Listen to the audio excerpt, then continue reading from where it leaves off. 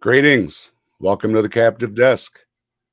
Joining the Captive Desk today is our special guest expert on looking at the trees. Look at the trees.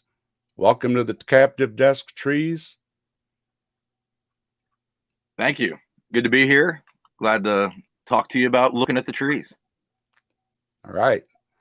So, from the files scattered all around the Captive Desk is a short list of arguments for God many non believers find to be very poor arguments, and they're often grouped together as look at the trees. And who better to discuss the topic of looking at the trees is looking at the trees? Someone that actually spends a lot of time hearing arguments for the trees and is actually out in the forest looking at trees as well. Trees not only Yeah. does his Pastor Blaster series on his channel, and I'll have a link in the description.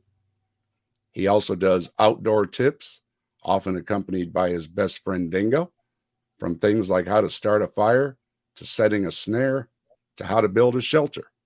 So you check out his channel. Good stuff. Trees, good to see you. Been looking forward to talking with you. So let's get right into it. Trees. All right. Can you share with us when you are out in the forest with all those trees, what do you see? It seems to me that trees come from other trees, prior generations of other trees, and so that's usually what I see when I'm out there. As far as like that goes, is if we're talking about the argument. But other than that, I just like getting out there and clearing my mind and taking in the smells and the sounds and everything of just being in what I consider our natural habitat, really. If you would take us out of houses and stuff like that, we would be left to live along the landscape. So that's part of why I like to be out there. I can relate. I got my little spot of nature in my backyard. Everybody Right knows I love to show off my pond. So yeah, on, yeah. I love my little peace and quiet spot in my backyard. I can relate. So when Something you about are too. The sound have of you water. ever oh yeah, it's very calming, and I've got my lawn chairs and I can sit out there and just relax, and once the work is done. Yeah. So when you're out in the forest, have you ever had any experiences? Have you ever had religious experience? Were you religious at one point? Yes, I was quite. Uh, I was very religious at one point. Whenever I would say from try to put an age range on it, probably from like indoctrination age of like 5 to I would say probably 17, 18. I started having my doubts, but I didn't know what to call it. And I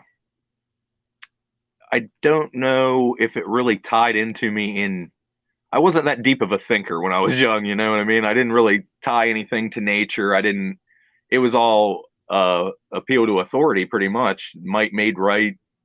The Bible's true because the Bible said it was true, and the preacher reads it to us on Sunday, and like I believed it because that's what I was raised to believe. And then as I got older, I had doubts because of music. Like a lot, I mean, a lot of the first things that got me questioning was music, like song lyrics, and hearing different metal bands that I would like would talk about like unholy shit, you know, and I would be like, at first it was so shocking to me that they would even say something like that without being like struck dead, you know. Like I always thought that if you said some shit like that, there would be a lightning bolt come out of the clouds and kill you. Like I That was was that religious at one point, you know, and then I heard it. that was as religious thing as I ever heard. Was my grandmother used to say, if you cuss, that lightning bolt was going to come down. Yeah, That's about the only. Well, I didn't come from a lot of religious stuff, but that one, yeah, don't cuss or that lightning bolt's going to get you. yeah. Well, and this, you know, what I was hearing was like very blasphemous things, and like album covers that were like portraying Jesus being laying on an autopsy table or something, and like Mhm.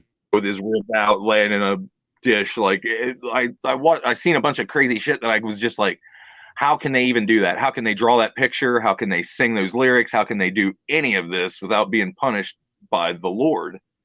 And then, they continue to make millions of dollars playing shows and touring countries, doing this shit and never getting punished for it. In Right. fact, being reported for it. But Mhm. but like That's a I said, good point. like I was never a deep thinker really whenever I was religious. Like I didn't really want to question it too much. And then when and to bring it back to like my church and my upbringing was like it was very racist and very like segregated. They wanted an us and a them. And my town's very tiny and there's like 6 churches in it. And so they're Mhm. segregating amongst their own, they're like, Mhm. no, the Methodist church, they're wrong. You got to stay up here at the Yeah. Ebenezer Baptist Church. We got it all right up here. And pay no attention that you can walk out the front door and throw a rock and hit the other church that believes the something that they don't believe. I don't even know what the discrepancy is there, but like and then like the racism wasn't really outright. Like they wouldn't just say the N word, from the pulpit or anything.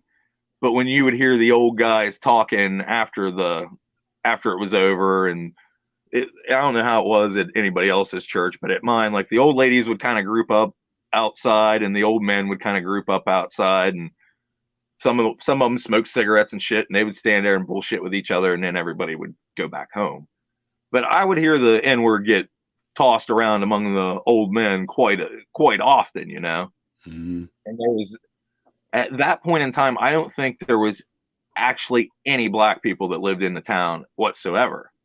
And I can remember it kind of standing out to me.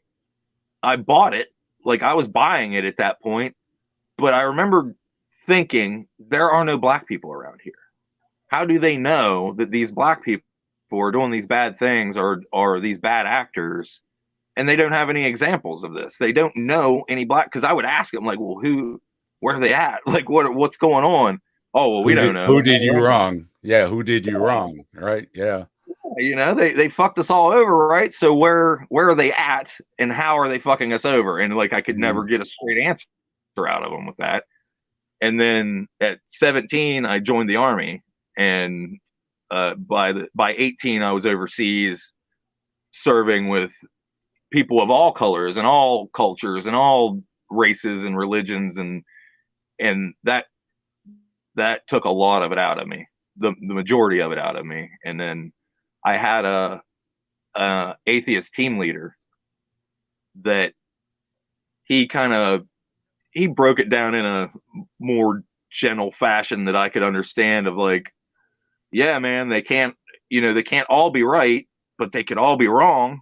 Mhm. They could all be full of shit. Maybe none of them have the right answer, because I was like kind of trying to go off into like the spiritual realm. And I remember I got into some kind of shamanism shit, some kind of Celtic shamanism. Like I started like researching my family's roots, and I'm like Scottish and Irish, so I started going through all that shit. And like it was definitely a journey, to say the least. It wasn't just okay, I don't believe in it, so all of it's fucking wrong and I'm an atheist now. Like I didn't even know what an atheist was until whenever I first saw the Atheist Experience, which would have been probably 1990, or no, it'd have probably been 2000 or 2001. I think I saw a very early episode, and then And I hear that a lot, and I was the same way, and I think that's a topic for, like, a group stream is like, it's such a straw yeah, man with the atheist arguments, and yet most of us, we didn't even know or care what an atheist was, right?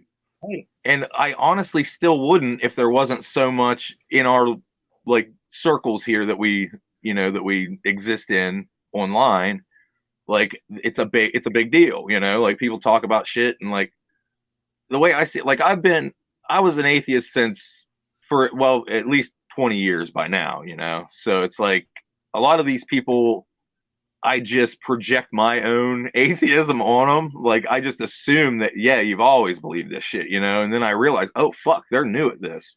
Like Mhm. you know, like and but like one of them that stands out to you know who Nitty is. Yep. Uh, he's so intelligent and so just. I think he's a real. Seems like a really good person to me, and he Mhm. expresses himself very well, and his ideas expresses them very well. So to me, that just meant that oh, he must have been doing this shit for a long time, but he's relatively new at Mhm. not believing and stuff, and has a really interesting story. And so I have to watch that I'm not projecting my atheism onto you or onto these other people that are new in it, or you know what I mean. Yeah, that I've been trying to spread that too. That Gurr too.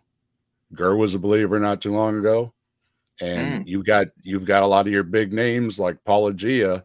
It's been a few years, but he was literally knocking on people's doors, pushing Noah's Ark and everything else.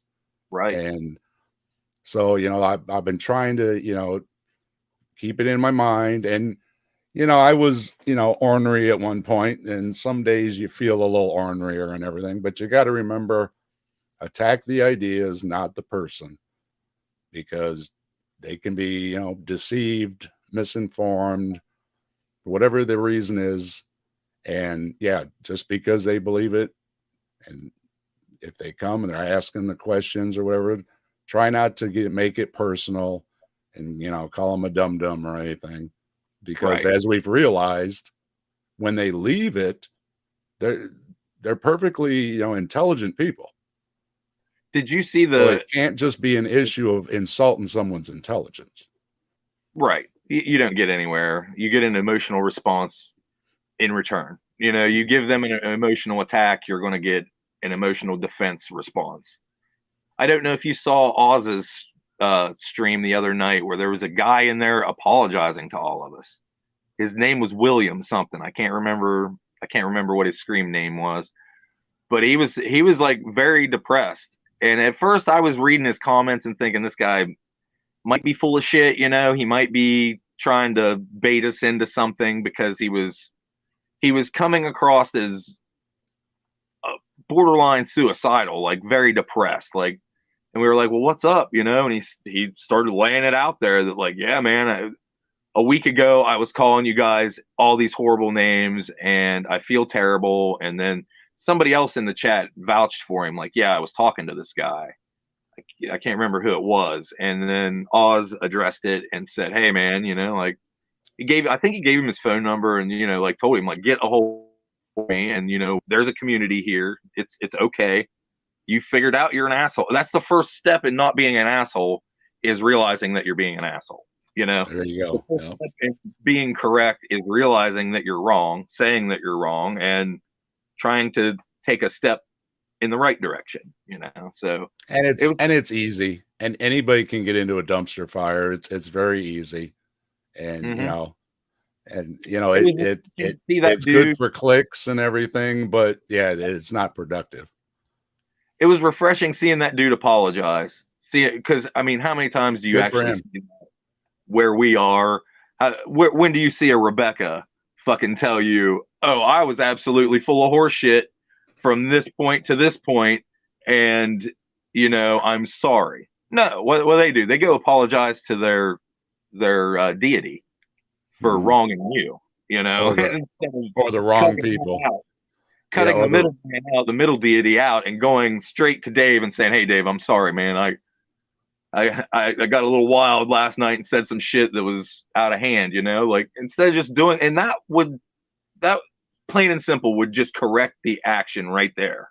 And you could, you know, have that human connection with someone else that and I you and get. I've been there with some of my best friends. I mean, everybody butts heads at one time. But when you're Yeah. best friends and then you can realize, hey, sorry about that, and you shake hands and say, hey, I still love you and everything.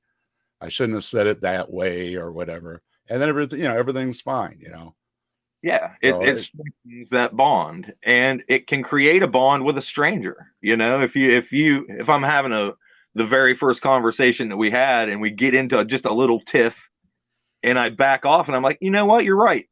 You know what, I am being an asshole, and I probably shouldn't talk to you like that.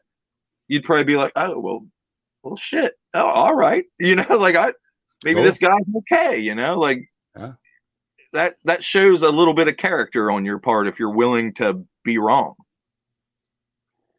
Oh, definitely. Yeah, definitely. Especially in the world of internet arguing, of you know what I mean, of it's such a weird indirect way of doing things, and it cuts out a lot of the actual emotional interaction back and forth. Is that we've got miles in between us, between these cameras, and you can say a bunch of crazy shit to each other, and you can get away with it, but Hmm. you've still got documentation of you being an asshole, on camera. But And that's the thing. It's real easy to do, and it puts a little more effort when you got to control yourself and just stop for a minute, and the old it has, I'm going to pull the age thing. The older I get, the more I realize that, okay, we've had all the arguments, and I'm not really interested in having all the arguments on my channel because they've all been had. So I'm more right, interested in talking about, where everybody's been and how their arguments have gone, and good and bad arguments and that kind of thing, because I'm a little burned out on it. And then you get the young whippersnappers that show up. No offense to young people, no, but they got they me they hear the motivated. arguments for the first time and they want to start all over again. And it's like, oh, I don't have time for this. I felt that way before I started the Pastor Blaster thing. And then I started kind of hanging out in the Pocket Locker community, and it started it started lighting that fire under my ass again, and making me Mhm. want to address these things. And then I was looking for a way to do it on my phone, and a way to do I have to upload it, and you know what goes into it. And like, so I was searching for a specific thing, and I found this database of MP4 downloads of all these Southern Baptist preachers, and it's all the same shit I heard growing up. So like, it really, I was like, holy fuck, this is what I want to do, like. So like, that's what really motivated me to do that, because most of my shit up until then was like mushroom identification.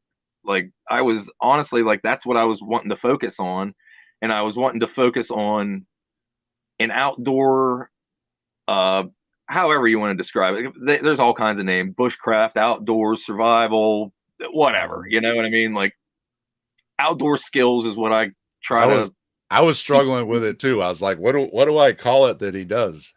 He's I, outside. So that's what I I'm said. He's not that outside. great at it either. I haven't got it nailed down completely, but what I noticed was, I won't say there are no non-believers doing that type of thing, but if there are, they're not outspoken about it. They're just not having a Christian cross hanging around their neck, and they're just not having scripture on their. But there are those ones out there, and there's a lot more of those that are religious than not. So it's like, I don't want a Jesus message with my learning how to make a fire primitively. You know what I mean? I don't. I want to teach that skill, and then not only that, I want to be inclusive to trans, LGBTQIA, all the minority groups that don't get that attention, because those communities online are majority white guys. Hmm. Majority white men is all that shit is. And I don't want, I want white men, sure, but I want everybody. I want Right. everybody, and I want them to feel safe going out into the woods and being reliant on themselves. And that, because I find that to be I guess, comforting, like just in the real world that my house could explode with all my shit in it and I could still be all right with, I have the skill set in my mind to go be able to acquire items and make shit out of them and survive by myself if I had to. And it's, the military drilled it into me, and then I modified and adapted it to civilian life a little bit, and decided that that's what I enjoy, and I've been doing it since I was a little kid. Like my dad and my grandfather took me out in the woods when I was a little kid, and I've been eating berries and grasses and stuff that's in the woods since I was a baby. So Well, it's this is a all. great way to pass on, everything that you learned and everything. People appreciate it. Yeah, and I think it's useful. It may not be useful today. It may, but you may have watched that video at some point and learned something that you didn't even know you learned, and then you may find yourself in a situation that you needed, or you may have seen me say about this different things I carry in my pockets every day, and Mhm. you may decide, maybe I should carry something like that, and then it turns out you carried it and you needed it, and it turned out to be useful. Like just different stuff like that. And I like.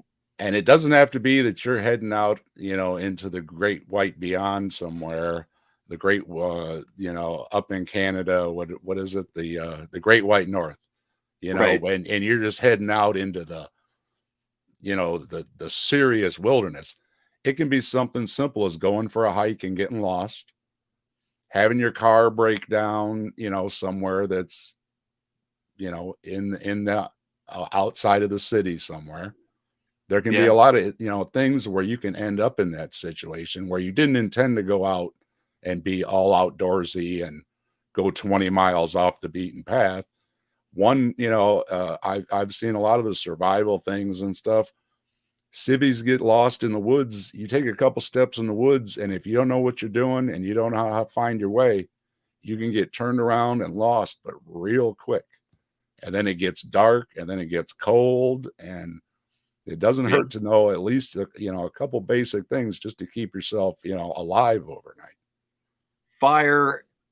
If you're planning, because like survival, I'm trying to think of a brief way to put it, but like if day to day, you're probably planning for hours. Like if you're going to put a bag in your car to prepare in case you break down or you would wreck over a hill somewhere and have to whatever, you're planning for hours rather than days. You know what I mean? For a bag in your car. And then if I'm going to what I'm carrying out on a day hike, I would probably try to bring enough that I could be all right for like 3 days, but like usually I don't carry more than 15 pounds. Like I don't carry a whole lot of shit with me because you can you can make stuff off the landscape most of the time if you know what you're doing. So like stuff like that. But like even yeah, I was even thinking about doing like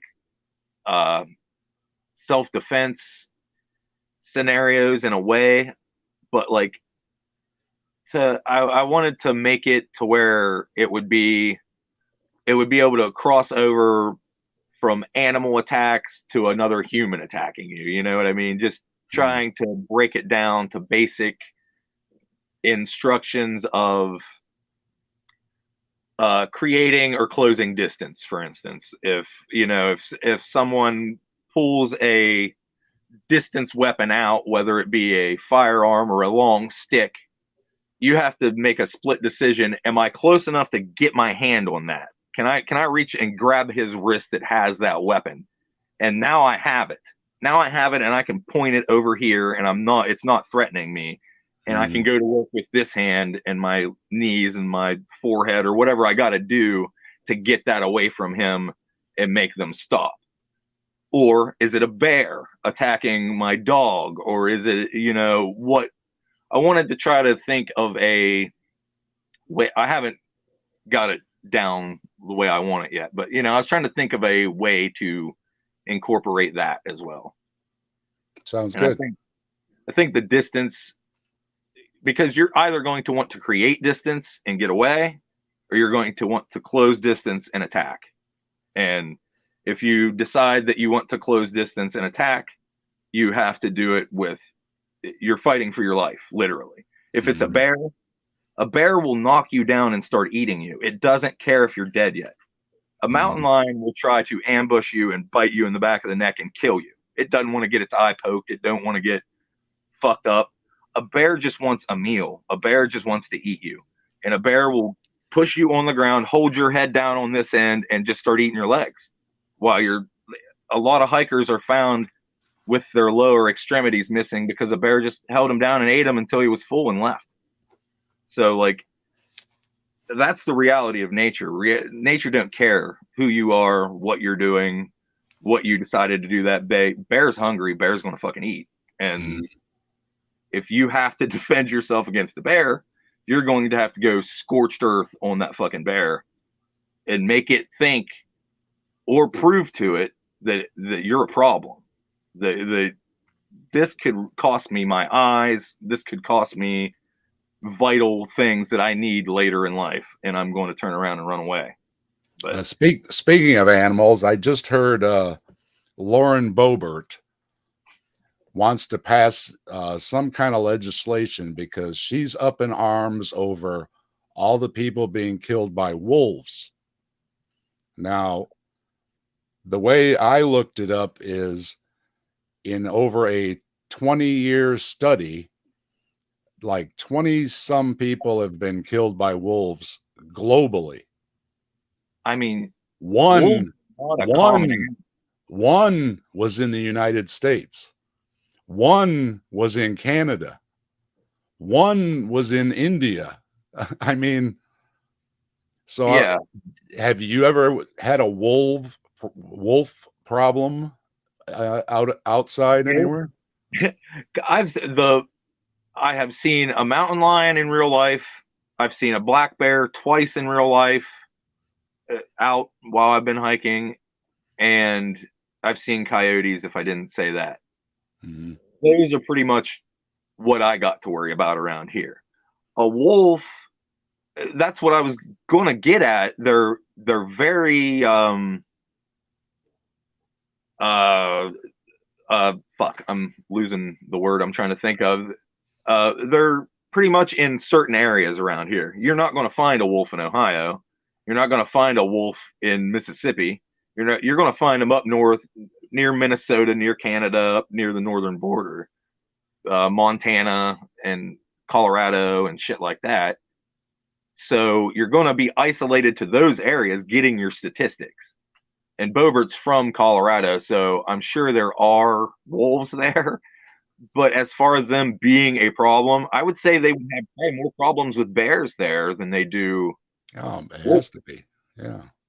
I mean, and I don't know, man. Like I would be much more worried about bears in that area, I think, than I would be Well, wolves. it seems again that they're bringing up an issue that's not an issue. I mean, Well, what I've they're looked wanting it to up do. before. You know what kills a lot of people, and I always find it amusing. Cows. Oh yeah, yeah, Cows squish the farmers all the time. yeah. They can be by accident.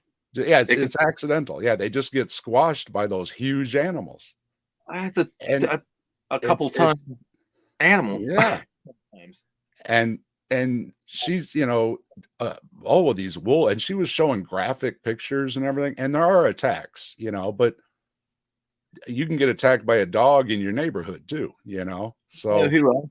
Who else pushed that was Sarah Palin back in the day. She was all about hunting from helicopters, shooting wolves from helicopters in Alaska and shit.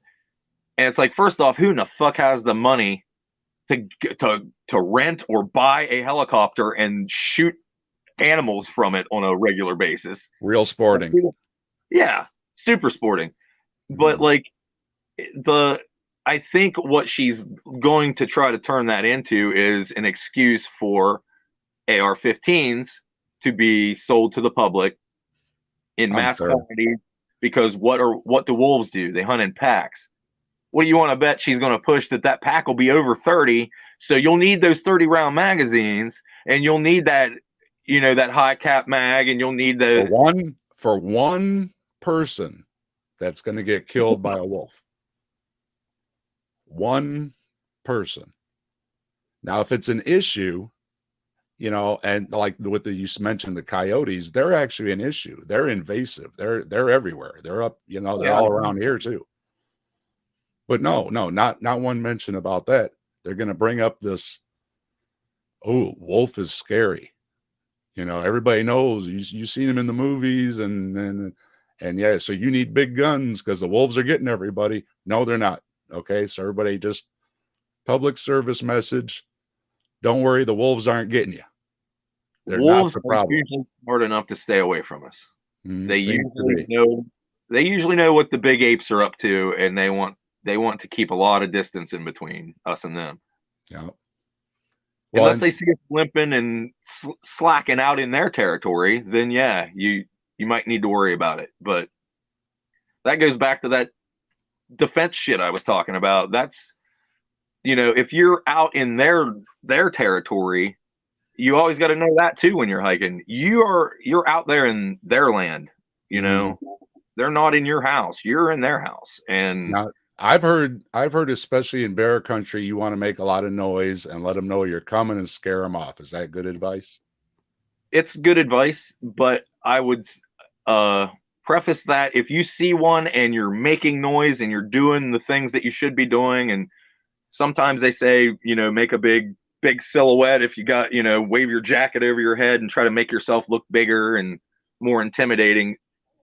That for a black bear is a good strategy. And maybe a grizzly bear, if he's far away and not really a threat. I don't even know about a grizzly bear because I don't encounter them. I'm very Mm, unlikely to encounter one around here. But I know they're a lot bigger and a lot more likely to be able to kill you quickly. So I wouldn't want them. I wouldn't want to draw attention to myself if it was just going to fucking charge me then. But I yeah. carry bear spray, which I think is probably a good idea for a number of reasons. For many hostile animals, I would imagine, are not going to like a face full of bear mace. From a human right down the line to a bobcat, a coyote, whatever. It gets hit in the face with that bear mace. I imagine it's going to rethink what it's doing. It'll stop a charging grizzly bear. So, and Mm. it gives you that distance buffer a little bit. But what were we talking about before I went off into that shit? I was, yeah, we were just pointing out that, yeah, it doesn't seem to be the wolves, that you've got a lot more animals to worry about out there than wolves. And I bet it's going to go at a gun angle. I bet you it's going to get, and like I'm not anti-gun. Like I own firearms, but I am pro being highly fucking trained and highly proficient if you're going to have those things. And mine are locked in multiple ways and bolted to my wall. Like you would have to knock the wall out of my house to get them out of here. Like they are secured. And I don't. And like I see the fucking Proud Boy assholes marching around, you know, open carrying, which I think is just garbage in multiple ways. You look like an idiot, you act like an idiot, you sound like an idiot. You're basically just waving your dick in everybody's face and acting like that's not what you're doing. Like if your firearm is a part of your personality, I think you need to rethink how you're living your life. You know what I mean? Like, because a lot of them, I agree. If you want to have a gun, you should be able to have a gun. And that goes for countries who have strict gun control. People still have guns if they follow all the rules and everything, and you can still have a gun.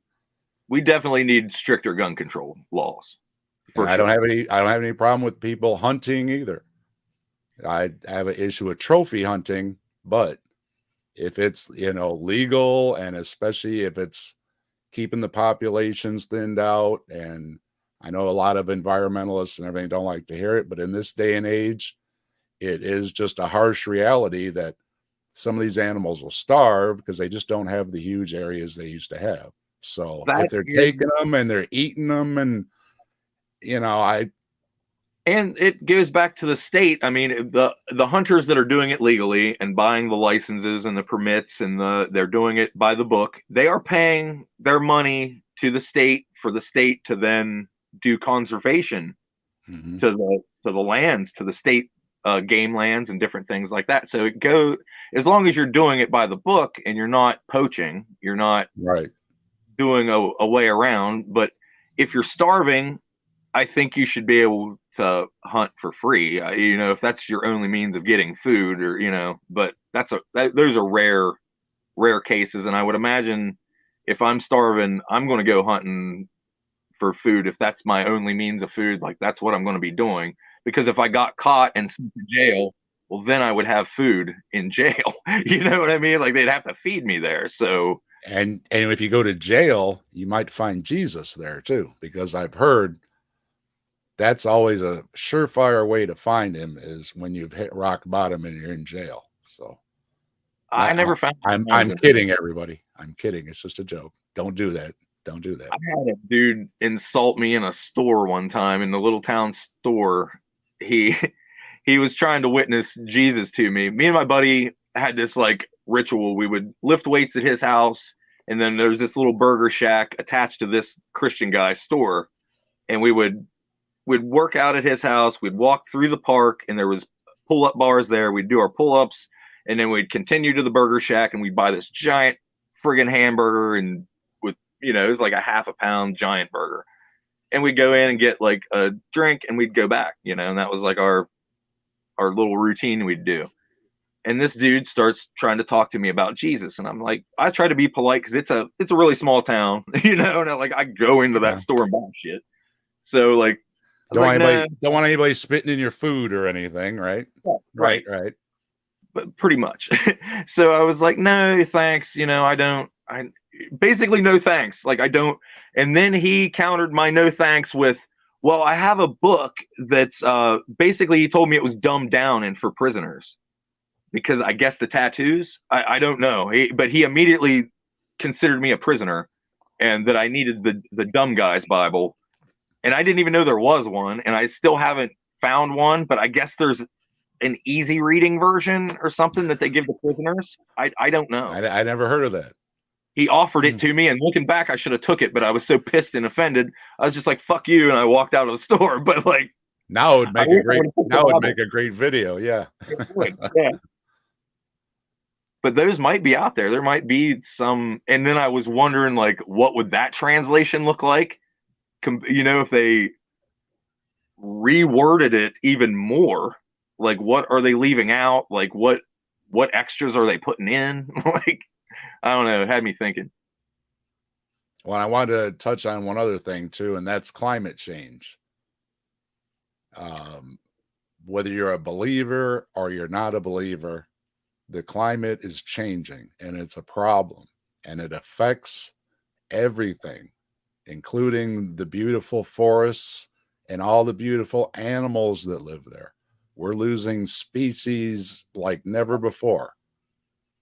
And if you love the trees and if you have a religious thing with the trees and it's all from God or not, we should take care of the trees and all the animals out there in and under the trees and everything because it's their planet too. And I think that's kind of where the Christian idea of an afterlife kind of shits on it, as much as they like to use look at the trees and look at nature and how could this all be here without a magic deity or whatever. But it's all disposable, right? It's all just going to burn and you're going to get poofed up into the clouds and it's all going to be happy times for you. And you get to look down here. And I mean, like by I forget what Old Testament verse it is, but we're going to all be burning and God is going to be pleased by the smell of the smoke coming off of us. The smoke's going to rise up to the heavens and he's going to smell our charred corpses and be pleased with it. But keep in mind, though, they've been waiting for 2,000 years. So they've been waiting for 2,000 years. Mm-hmm. So if it's going to be another 2,000 years, well, that's another 2,000 years. You should be making sure that everything's okay for everybody, waiting for Jesus for the next 2,000 years. It's not a good argument. And speaking of arguments, we're supposed to be talking about arguments. We are. We got off in the weeds rather Oh, than it's the good. truth. I wanted to talk about it, and I know you have a great interest in outdoors and everything, and you've got obviously good respect for nature and everything, and that's a good thing. And but I wanted to also talk about some of the arguments for God. So we've already covered look at the trees. You think when you see the trees that you're just seeing nature at work. Yeah, I'm just seeing trees, and it's neat whenever you get to see it. It's all a system. Like the mushrooms that I go hunt grow on certain trees. So I know those differences. I know what a red oak is. I know what a white oak is. I know what the differences between these trees are because that is where the mushrooms grow that I'm hunting, and they grow under certain trees because they have symbiotic relationships with those trees in the soil. And it's all a big chain of existence, I suppose you would say. The beauty of nature. Mm-hmm. And one of the classic out in nature arguments is if you're walking along out in the woods one day and you find a watch on the ground, did you think that watch just appeared there naturally? I would think it fell off of somebody's wrist, but um, I understand the watchmaker argument, and I think it's ridiculous for the simple fact that it's leaving out the next step, which would be, well, where did that watchmaker come from that they're talking about, right?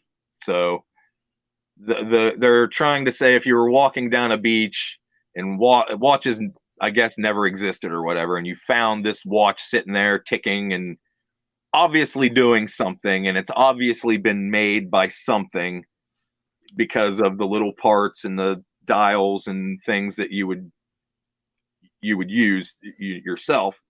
So yeah, but like what they're actually talking about is like the beach would be made of watches, and they found this one particular watch, and they like that one, and they like to say that, and they're ignoring all the other watches.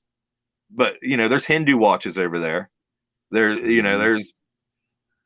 there's different watches out there, but they're really worried about this Christian watch, and it's got to be this Yahweh God, and it's got to be that they start into it like it's this wide open, it could be any god, but no, it's their god, it's never anybody else's.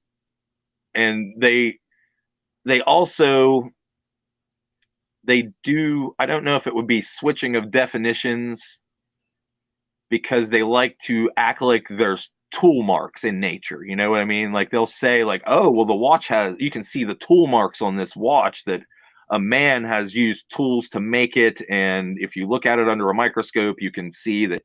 But like when you do that with a living organism like a tree or anything, a grain of sand or a rock or whatever, if you get a strong enough microscope and start really looking down into the atomic structure and the different things that are going on, it's so much more complex than what they give it credit for. And not only that, but if you say that, okay, this watch had a watchmaker, so the watchmaker must have a maker that must be God. But now God don't have a maker. Well, how'd God get here? Well, he's always been here. Well, that's special pleading, and you're just making a special exception for your God, and fuck everybody else and what anybody else thinks. It's got to be that way. And I don't know. What do you think about it? I think that's a pretty good explanation. Yeah. And I was going to say that kind of leads right into the next one, which is the God of the gaps, talking about all that we know and all that we don't know. And as soon as I'm sure you've ran into it, and most of us have ran into it, somebody will ask you a question. Where did you come from? And I say, well, my parents got busy one night, and 9 months later, there was me. Well, Yep. where'd your parents come from? And well, where, and you're gonna, back. And ultimately you're gonna have that one question, especially for us laymen that are not scientists, that are not physicists, that don't have the, precise, perfect scientific answer with all the details and the molecular formula to go along with it. Aha. God of the gaps. Well, I think there's an error in thinking in the first place that we have to know everything. That we have to know everything, otherwise it could be this God. And it's like you don't. We're never going to know everything. So like that's their loophole, is that nobody ever knows everything. That's why there's multiple scientists over multiple fields of science, constantly doing experiments, and you know what I mean? Like, I'm not a scientist. I don't know how to describe it that well, but I mean, Jay Bundy is. There's people you can consult. If I want to know about evolutionary biology, I can talk to Jay, and he knows what the fuck he's talking about. And not only does he know what he's talking about, the body of work knows what the fuck it's talking about. Jay is just someone who can convey those messages in a way that I can understand it. But that body of work is there, and you can read it yourself if you're not picking up what somebody else is saying. You can read that shit yourself and do the experiments and repeat the results. And like that's what science is.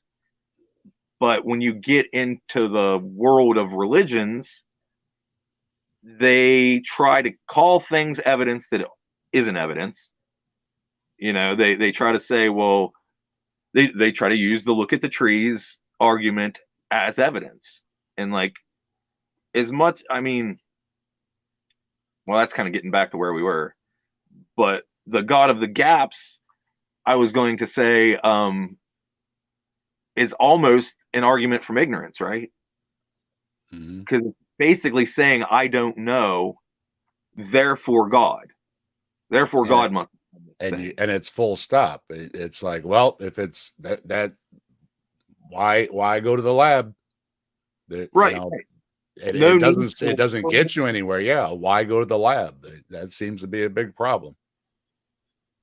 I don't understand the lack of curiosity on their part sometimes, and I think it maybe it scares them because it's digging a little too deep into their preconceived Bible notions of how things should be. Like whenever Adam and Eve don't add up to evolution, that's a big problem with a lot of them. And I would say that would be where, like, if that, I don't remember if you said that was an actual conversation you were having where they asked you, where'd you come from? And then where'd they come from? And were they trying I've been asked a lot. Yeah. Where do you come from? And my answer is always usually kind of snarky that, well, yeah, when mommies and daddies love each other very much, sometimes they embrace, and then a baby forms in mommy's tummy. And so, yeah. And it, but if I'm serious, I'm going to say, that life is emergent.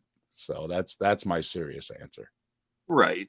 That's what I was going to say. I would think that person that keeps asking that regressing question of where they come from, where'd they come from? They got to know they're going to hit evolution at some point. At some point, you're going to have to be like, well, then there was a thing that was kind of like a human, but not quite a human. And it bred with a thing that we would call a human now, but they were probably damn near the same thing. But and maybe let them do that. Let them explain as much as they can. Okay. Even if it's from a creationist perspective as to what, became what in whatever way. And then I'm going to throw right back. Yes, that's emergent. You got it. You just got to put it all together. And you can always just throw at them that, hey, we're not scientists, and you can at least make them outright deny science and say, oh, well, scientists are just guys that are reading books, or they're just, and I got this book and you got that book. And because I've had that horseshit argument thrown at me too, that, well, you got science books and I got the Bible, like that's some kind of fucking checkmate atheist. I got this old book that has clearly been rewritten. I've been on a couple of the Muslim channels, and guess what they tell me? The Bible doesn't have it right. The Quran does. So That's Yeah, what. it's a classic argument. You can just go from one book to the next and just say, well, no, that religion, see, my book says something different. And then that's one of my ones that I always hear too is Christianity is unique. Well, of course it is, because if they were all the same, they would all be the same. So, But it's not like if you trace it back, it's they're borrowing from all these other prior religions. You know, they're uh, stealing from all the surrounding cultures, and it makes sense because they had to get along with those surrounding cultures. mhm. You know, they had to take a little bit from this one and a little bit from this one, be like, yeah, you know, those guys have their holiday that they worship the golden cow, and we got ours that we worship this thing, and they got there, and like it seems like in a social dynamic, you would have to eventually get along with people that aren't of the same mind as you. Well, in a So nutshell, I say that Paul made Judaism light. He basically it's the same, a lot of the same stuff, but you didn't have to follow all those rituals, and you didn't have to do all this and do all that, you know, and all that, because when they were transitioning from the many gods, like the, let's say, all the Roman gods, and you had to spend every day of the week worshiping this one, worshiping that one, sacrificing, bringing flowers and burning incense. And then they said, well, nope, nope, let's go to monotheism with one God. And everybody said, I don't have to take care of all those gods, you know, every day of the week, every day of the month, whatever it is. yeah, But then you had the 613 rules, and it's like, oh man, I'm not getting anywhere. I still got to do this and this, and the curtains got to be just right, and it's got to be pleasing smells and everything. And then Paul kind of said, well, you don't really have to follow all that. Just do the main things, like don't kill each other, and then, well, you can eat what you want, wear what you want. It's okay. yeah. Back to what you were saying though about the Muslims. What caught my attention was I got into an argument on Uncle Bobby's Discord with a Muslim, and he was an apologist, and it was really striking to me how similar their techniques are, because I was thinking like, man, I don't know shit about the Quran. Like I couldn't tell you a fucking verse out of the Quran. I couldn't do it. You know, I can't tell you what fucking Allah said. I couldn't tell you what Muhammad said. I couldn't tell you shit. But I took to it like it was swimming. You know what I mean? Like it was just like swimming in a different type of water, you know, because Mhm. it was the same arguments. Yep. You just replace Jesus with Muhammad or Allah and God with Muhammad or Allah, and it's all the same shit. Whenever the topic comes up, what's your favorite? If they ask, what would you like to see more in the debates? And I always say I like the theists from different religions in the debates, Yeah. because it's really hard for them to use the same arguments against each other, and they've got to be creative. Otherwise, yeah, you can just go in and you just say, well, you're an atheist, straw man, blah, blah, blah. But when they're both, going to try to use the same arguments that, well, my God, well, no, my God, it gets really interesting. Yeah. It on the same level as like a Mormon and a Christian debating, or you know, something like that. I think there's a lot to learn. There's a lot to learn by us atheists by watching debates like that, by watching the Southern Baptist debate the Presbyterian. You know, like, well, you know, because they know that you want to know why Presbyterian's wrong, go ask a Baptist. You know, go ask one of these preachers to nitpick these, you know, Yeah. and like that's where you're going to find their little discrepancies, and how somebody's spinning this word in the Bible to mean this thing, and they're saying that it don't, or that baptism's the way to get to heaven, and you've got to be dunked, you can't be sprinkled, you've got to be dunked, you can't be, you know, there's all But these. but when they're being friendly, though, when everybody wants to be friendly, they'll all say, well, it doesn't really matter. We all love Jesus. Yep. But yeah, behind closed doors, it's like they're not going to heaven. Nope, they're not either. They ain't doing it right. They ain't reading it right. They ain't praying it right.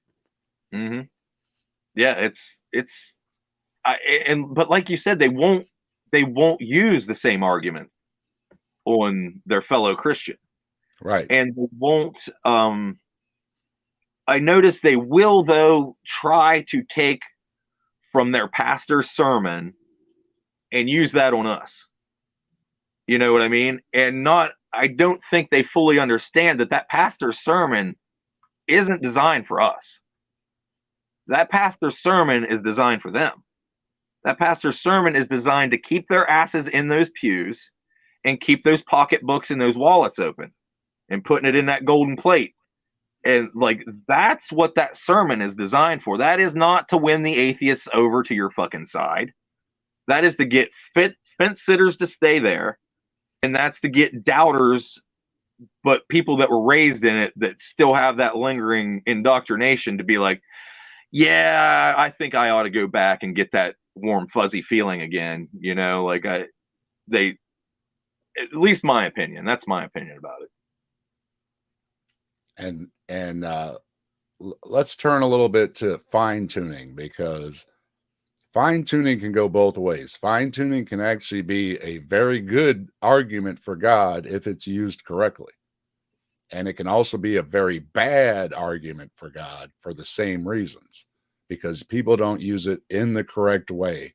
They try to mix it between what physicists call fine tuning and what religious folks call fine tuning. You think there's a difference there? See, now I didn't really give this one much thought, but my initial reaction was like kind of like the mud puddle argument, if you've ever heard that. Mm-hmm. Like how the mud puddle is like, look at this pothole. This pothole was designed perfect. I fit in it perfect. You know, like this was obviously designed by me or for me. This is obviously fine tuned to fit just the amount of water that I am in this pothole. So, it wasn't all the cars that hit that little ditch over and over and over again until it widened to that point and then it rained enough to fill it. You start with the thing and then you work backwards to make it all fit. Mm-hmm. And I think they're confusing that with fine tuning. And honestly, with most, if not all, religious arguments that I've ever encountered, there is some emotional appeal to it. There is no way to eliminate emotion from it. And sometimes if you do, that's all there is. All they have is a feeling that this shit is right. Because when you dig down to, well, why do you think that's true? The Bible says it. Well, why do you think the Bible's true? Well, I just feel it. I just feel it in my heart. I just, like I've had that shit, thrown at me a million times. Like it should be respected, like it's like your heart pumps blood. You can have your heart you can have a feeling in your heart region. Like you can have an adrenaline dump. There's things that can happen that'll make you think, but your heart's really not making you think things. Your brain makes you think things. So it's redefining things and using organs as magic, because we can all agree that we have a heart, but they have to take it that step further and give it that magic attribute that you feel Jesus in your heart. You don't just have a heart, but you can do detective work with your fucking heart. You can suss shit out with your heart, and like you can't. That's not how shit works. But I mean, and that kind of goes to where they say where the morals come from if you don't get them from a book. I would just say that it comes from society. Like for instance, in certain Asian countries, they eat dogs. We don't do that here. We would find that abhorrent for the most part. I would. I have been to countries where they do eat dogs, and you can find it on the menu at a fucking McDonald's. But now, the morals that we have here that would keep us from eating dogs because we enjoy them as pets and companions and friends, they don't have those over there. or some of them do and some of them don't. And that could be for a variety of reasons. Just poverty, for one. Maybe that's the only animal they have to eat over there. Like, I don't know. But, and it's, I don't agree with it, but that's what certain cultures are doing, and they do find it to be morally correct. I disagree. And they change though. A lot Yeah. there, a lot of societies will decide one day, we probably shouldn't be eating dogs anymore, and things will change. So a lot of these things are not set in stone either. Oh no, and that's not to disparage Asian people or anything of the kind, because there's Asian No. people right there protesting it. They're right there protesting that and against it. They are pro dog and anti eating dog. So I don't want to, be mistaken for lumping all people into a category or anything. Well, no, and there is the argument that food is food, and we have to just kind of decide, as a society, which animals we think are food and which are not. So, and then you can go to the vegetarians and the vegans; they're going to say none are. So, extend the argument. So, but it's all fair. The arguments are all valid. Everybody's got good arguments, pro and con. But we're going to decide. Dog's man's best friend around here, so that's how we treat him. Yeah. And I think if you just extrapolate from that idea, that's pretty much how our morals came about, was groups of humans getting together, discussing, hey, do you notice what's his name over there killed the other guy? We think that's wrong, right? Yeah, we all think that's wrong. We should throw that guy out, right? Yeah, we should throw that guy the fuck out. I think that's how, eventually it became a set law. Hey, you don't fucking murder each other. We don't do that. Like, stop it. If you do, you either go out there or we're going to have to lock you up, or, whatever. And then eventually that evolved to you go to prison now.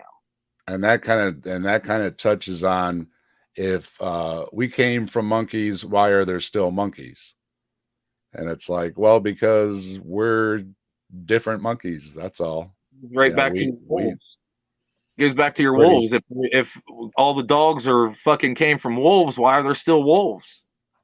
Because they're breeding populations that evolved, and we are breeding populations of a type of ape that has evolved to have less hair than the other apes, and to have, certain characteristics that the other ones don't have. And we don't have our big toe don't look like a thumb that we can grab with, you know what I mean? Like, on our feet. It'd be kind of cool if we did. Like, I wish I could run up a tree with all fours, but like, and that's another thing. It goes to, like, they look at the chimp like it is a lesser. That's what I was just going to ask. Why is it perfectly evolved to its habitat right there? Its little niche that it is existing in. That chimp is king shit in chimp land. You know what I mean? Like, so just like humans are king shit in human land for the most part, that's how it is there. And then grizzly bear is going to be king shit in grizzly bear land, and it's like, that's how it is. And to give us divinity, to give us this, our specialness is our brain. And I think we are bastardizing our brain by the religious thought that rattles around in there, that we are dismissing actual evidence and experiences and adventures and all kinds of shit by saying, God did it, or, well, the Bible says this, so I'm not going to look any farther. I'm not going to explore anymore. I'm not going to, I'm just going to settle for this ancient Bronze Age answer. Well, speaking of God did it, what about when somebody says that God talked to them? See, now that's a tough one. I mean, as goofy as it sounds to me, you know what I mean? As goofy as it sounds, I remember what I considered God talking to me whenever I was a Christian, and it was a feeling. It wasn't an audible voice, but I would bet there are and this is not to be ableist, but there are schizophrenic people that hear voices and that can attribute them to gods.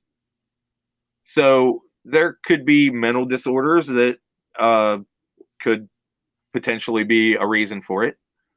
Or, like I was saying with myself, I was conflating like a warm, fuzzy feeling with a god telling me something. But in my mind, whenever I was talking to this, what I was perceiving as God, I would ask a question in such a way that it would almost give me that feeling by asking the question. You know, I was almost getting excited and, you know, I was getting in that mode anyway. And then I ask the question to God and I walk outside and I look up and the sun shines just right through the clouds and makes, you know, it makes that perfect little hole where the sun rays shoot out and there's enough condensation in the air where it makes the rays look real thick. I don't know how many times I thought God talked to me with some shit like that. You know what I mean? Whenever I was young, like I thought, there he is. There he is. That thing I was thinking about. That's what he's doing. You know, he's telling me right now. And like looking back, I mean, it's silly as fuck. It's crazy, and you know, talking about myself, but like, when someone else comes up to me and tells me that, it's hard for me not to just be like, look, you know, I've been there and I think, you know, I think that's silly because I think you just had a feeling. And because it almost goes to the way they try to tell us we were never really Christians. It kind of dabbles in those waters. You're kind of telling somebody they didn't have an experience that they are saying they had. So I hesitate to totally shit on somebody's personal experience, but I also try to convey that that's just personal experience, and can we be wrong with our human senses, our human ways we detect things? Could you be wrong? You know, some of them will just flat out tell you no, they can't be wrong because they had that feeling, and that feeling was, that's it. You know, like, so I don't know how to really deal with the personal experience stuff other than me personally. I dismiss it in my own mind as, oh, that's just personal experience. But to that person, they think they got something there, you know, like feeling the feeling of being correct is the same one as being wrong until you figure out that you're wrong. And then you're like, oh fuck, I was being dumb. But like back when I thought that way, I thought that way. So it was, I don't know. It's how do you deal with those type of things? Um, I I would usually defer to the T jump argument that you have to come up with a method that can differentiate between the real and the imaginary. Yeah. Yeah. So I think you and I both agree that people do have experiences, but how they are explained is the gray area, because it's really difficult to determine if it was just a voice in your head or if it's actually a divine voice in your head. How do you tell the difference? Yeah. So if you can provide a way that we can, you know, distinguish between the two, but there doesn't seem to be a way. Right. And for the most part, if you really dig into the voice per se, it wasn't really a voice. It was usually a feeling. It was usually a Mhm. scenario like I said, they saw a bird and they thought it was their dead grandma, or they saw a, you know, they got a feeling and they saw this beautiful red bird, and that must have been, because I've had people around here tell me this shit. That's why I bring up the birds, because people tell you to look at the birds Or around here. or they They heard God speaking in Old English because for some reason God only speaks like the King James Bible. So, Well, I forget who did it, but somebody brought up to somebody that was talking about the Bible and why the Bible, what version they liked, and it was the King James version. And they're like, well, you know, King James was probably either a homosexual or a bisexual because he had male partners that were very young, that it was obvious what the fuck was going on back then. There's like old writings about King James and what he was doing. He also had some of the first witch hunts before we had him over here, I think. And, you know, there's things about just the people alone that translated their Bible. And it would be like having the President Trump version of the Bible today. What the fuck was a king? What the fuck was a king? I think we do have that. That's the whole problem. We're getting it. You know what I mean? Like that's a power person. That's a position of authority. Taking your holy scriptures and being like, nah, fuck that. We'll keep this. Put this word in here. Throw this out. Throw that out. Like King James, the king, went over your holy text and decided what you got to read. Mm-hmm. So how the fuck did that seem like a great idea? And how do you think that you have the inerrant word of God now? Like that, not to mention the Council of Nicaea or whatever it was, and Constantine, and you know, there's Bart Ehrman said basically that you've got 800 years before they really have a Bible like we have today. So it's not just a matter of, you know, the years since Jesus and the years since they wrote it and the years since they, you know, decided which ones. You're talking centuries and centuries and centuries of this stuff going before you put together a book. So the Apocrypha, the 14 books of the Apocrypha were in there up till late 1800s, like almost early 1900s. The Catholics have what, another 6-7 books in theirs too. So they keep some of the Apocrypha, some of the ones they have tossed. So then you get, I mean, shit, there's been wars, you know, many years long wars fought between Catholics and Protestants because of that, you know, and they still don't know who the fuck's right because they're still Catholics and they're still Protestants. So, you know, it's like nobody figured nothing out. Their divine revelation never happened. Like, so I just, it's crazy being on the outside looking in, but at the same time, the ones that are these fervent believers, like, I don't doubt that they believe what they're saying to us. Mm-hmm. It's just a matter of trying to get them to take a step back from whatever you would call that and take a look at it.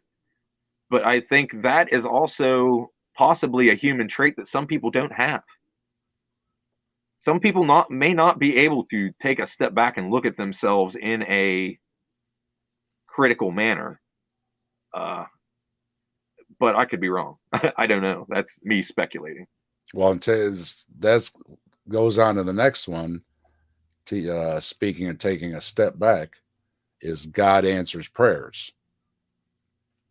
And as you look back, like you were talking, that hey, show me a sign, and oh, look at the beautiful sunset or the beams coming through the clouds, or the butterfly that landed on my knee, right? Mm. But you have to bring up the big issues of, okay, God help you find your keys, but there are starving children in the world. There are ill children and desperately praying parents for their ill children. And is God really answering these prayers, or are the priorities totally out of whack? Oh, well, I mean, hey, the Steelers won, right? I was praying for that. I'm just fucking around, but you know what hey, I mean? My Dolphins had a good year, so I was a happy fan. I'm just making a joke, you know what I mean? But like, God seems to really be worried about the NFC playoffs. He seems to be really worried about finding someone's car keys.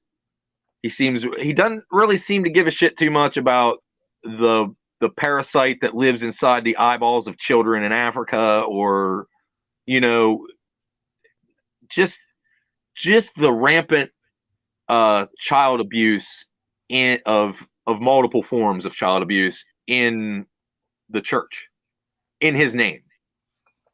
Like I don't, if I were a deity that made this creation and I looked down from above and I saw them doing these things in my name, at the very least I would show up.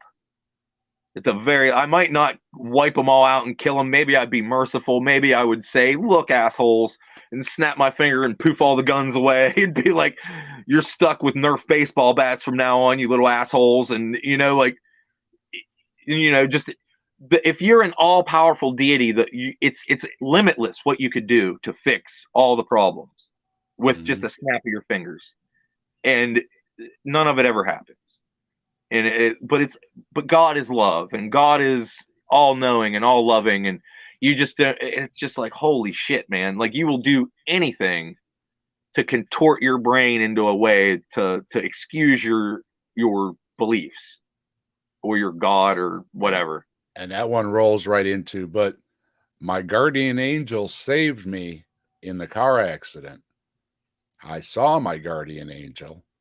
They were there with me as the EMTs and the fire department and the police were prying me out of the car with the jaws of life they invented and saved my life.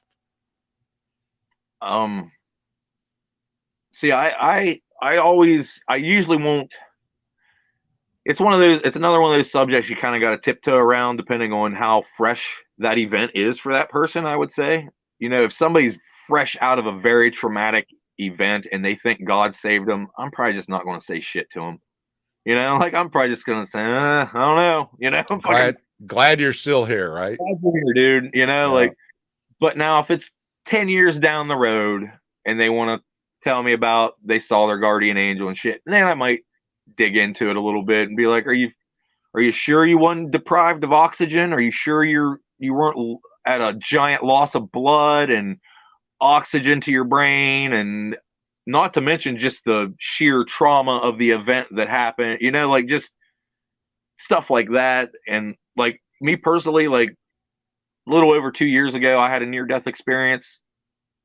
I haven't really talked about it too much, but I nearly bled out. I had to tie a tourniquet on myself, and it got really, really hairy. Like my vision was blacking out, and like I had a giant pool of blood around me. Like it was bad. And luckily where I was out hiking, and where I was at, someone heard me yell for help, and they came and helped me. I got to my car and was able to get to a life flight helicopter and get life flighted to Columbus, and went to Wexner and had surgery. And now I got a titanium leg from the knee down, or a titanium shin bone, I should say. I don't have a prosthetic, but you know what I mean? Right. But well, we're glad you're still around too. Thanks, docs, for fixing them up. Yeah, Wexner Medical Center. Although I heard there's some shady shit behind that Wexner name, but we won't even get into that. I heard something about that and I can't even remember what it was. But I was pretty damn close to dying. Like I lost a lot of blood. I didn't hit an artery, luckily. Like I don't know how I missed it, but it didn't get the artery. And so it was just all vascular bleeding, but I lost a lot of it. I forget how many units of blood I took once they got me stabilized. But when that was happening, I was in such a I knew what needed to be done from military training that I've had in certain first aid things. So I knew I needed to put a tourniquet on. I wanted it above my knee in case my leg didn't make it. I wanted it, I wanted to save my knee joint in case I had to have a prosthetic or whatever the case might have been. So I remember I was having clear thoughts while it was going on. And I can remember I took a scarf like this, like one of these, and I tied it around my leg and stuck my walking stick between it and my leg, and I started cranking it around to tighten that down. And I stopped the bleeding that way. And I cranked it. I remember my vision went from going completely blacking out to coming back to full color to blacking out to then it was just going to black and white. Like I wasn't seeing in color anymore.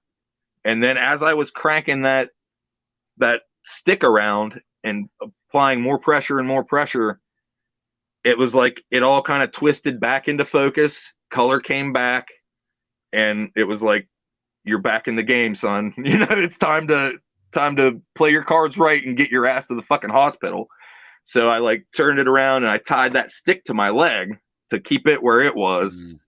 And I tried to get up and walk, and my bone was sticking out of the front of my shin, and I couldn't go. So I was crawling towards my car. Whenever the guys came down, they were working on a barn, and they heard me yell, and they came down and they helped me in my car, and they one of them drove my car while me and my dog were in the back seat and got me to the hospital. And I called my son while I was on the way, and it was a fucking crazy mess. But not once did I pray. Not once did I think that a God was going to save me.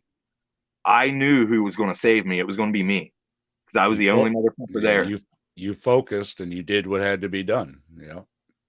And there was not a fucking. And I think at that point, if I would have tried to pray, or if I would have tried to ask a God for something, I would have died. Mm-hmm. I think I would have lost the rest of my blood, because, like I said, whenever I started applying pressure, I was blacking out. I was going out. It wasn't that I was passing out. It was just life was leaving me fast, and I had to do something. And they say shock can kill you more than your injury can, you know. So it helps to, you know, stay focused and do what you got to do. When I got to the ER, they told me I was in shock, because I was talking to them like I'm talking to you, but I was shaking. I was cold, and I was like shaking, and they were like, I was like, I can't quit shaking. They're like, you're in shock, sir. Like you have had a lot of trauma happen to you. Like you're doing great. Just calm the fuck down, and, you know, like, take these IV fluids, and, you know, you're going to be fine. And like, it was a harrowing event, but if I would have took, I think if I'd have took 5 seconds to try to ask a God for anything, I'd have been fucked. And then whenever I was on my way back, whenever I was in the car trying to remain conscious, I would just enter my code on my phone to like unlock my screen on my phone. I just kept repeat entering that, unlocking my screen and shutting it off, entering that code. And I was just recalling that number. You know what I mean? I was just making my brain do something while I was trying to get to where I was going, so I could remain conscious. Because I wasn't going to rely on the guy that was driving my car either. You know, I was pretty sure it was up to me, you know, like. Yeah. Well, we've been talking for a little bit, so I wanted to check the chat and say hi to everybody real quick. Yeah, for sure. I'm glad everybody joined us. Yeah, well, we got Bree's in the chat saying hi. Hello, Bree. Hey, Bree. Bree said, she said, I am only an atheist because it takes too long to explain where I stand. And I think that's a lot of us. Yeah. Casey, Randy, Matt and Jimmy rescheduled to fit your schedule. See, I told you. I just had to get with them and tell them, look, I got trees coming on at 3:00. Y'all are gonna have to just, you know, reschedule. So good to see you, Randy. Pragmatic Crystal, good to see you. Chris Moore, good to see you.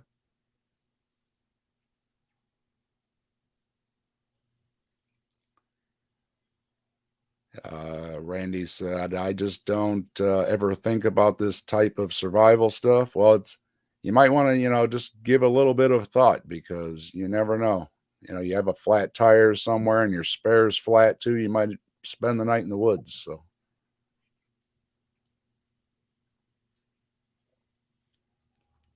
Yeah, if it ain't your thing, it ain't your thing. I ain't trying to push it on people. It's something I'm into, and I think I think my energy spent a little bit better doing that than debating philosophical deepities to some Southern Baptist asshole somewhere.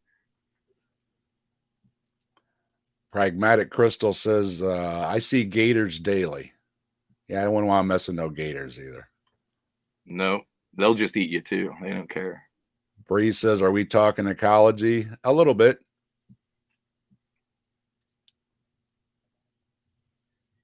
Randy said, I'm not in a hurry to die, but that sounds better than having to be armed and ready for violence or whatever. I think he's talking about the self-defense.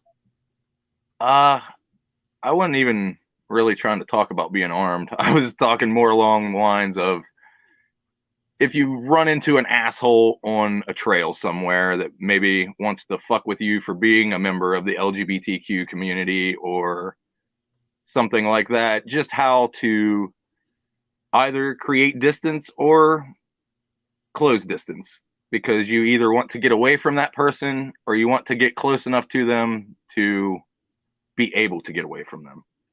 But I really wasn't trying to promote violence.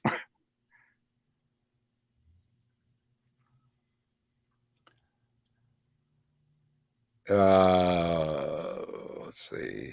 Yeah, Randy said he's just jesting.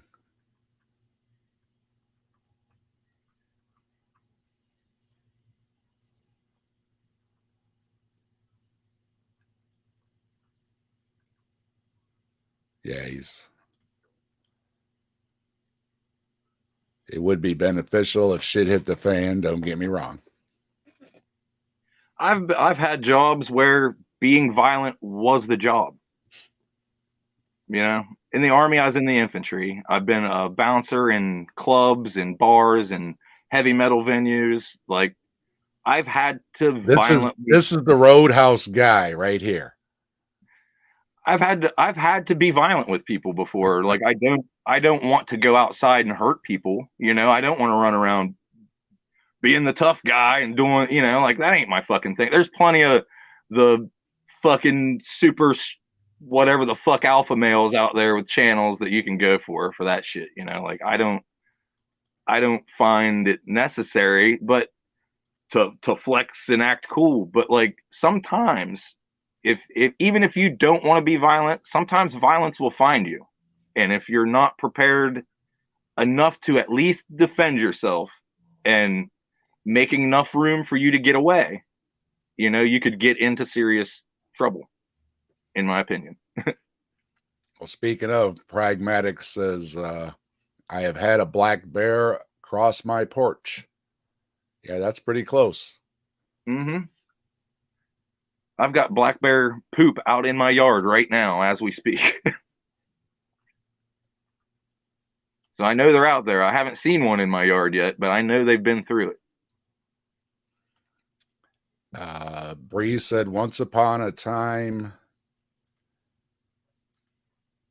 you could find wolves across the nation.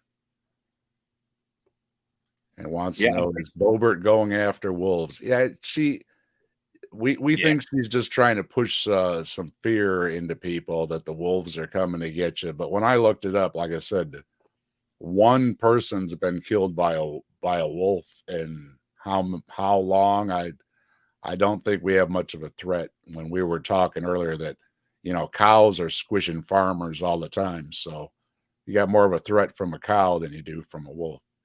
And they're such a rare animal. They were just taken off the endangered list, I believe. Like, they're such a rare animal to see that I can't imagine you're going to have a problem with them. You know, and just they messed up how many environments taking them out, because as soon as they took them out, then all the, you know, the rabbits or whatever their prey is, then they all take over because they don't have their predators, and they mess everything all up. Then they have to spend all the time and the money to bring the wolves back and get them reintroduced again. So yeah, let's think before we just, you know, start shooting them all from a helicopter. That's just right. That don't work. Yeah, we need conservation more than obliteration when it comes to even problem species. You know what I mean? Like, but I understand, like down in Florida, they have a big problem with iguanas now. Like, There's iguanas Oh, all yeah. up in the trees, like big iguanas and aggressive iguanas. There's a bunch of channels, and that's all they do is go out and hunt them and then they're always running into people calling the police, and they have to explain to the police, no, we're allowed to do this because they're invasive. And yeah, And I most don't know of the how time, many it's air channels rifles. taking them out. Yeah, most of the time it's air rifles that look Yep. really similar to a real gun. So Yep. it scares the shit out of people. So they ought to paint them orange or something. I don't see why they don't just paint the guns bright pink or some shit so you can, oh, that's clearly not a regular thing, you know? Yeah. Like, why scare the shit out of your public? But Yeah. Pragmatic said, I already know the animal's agenda. People are iffy. Can't always read people.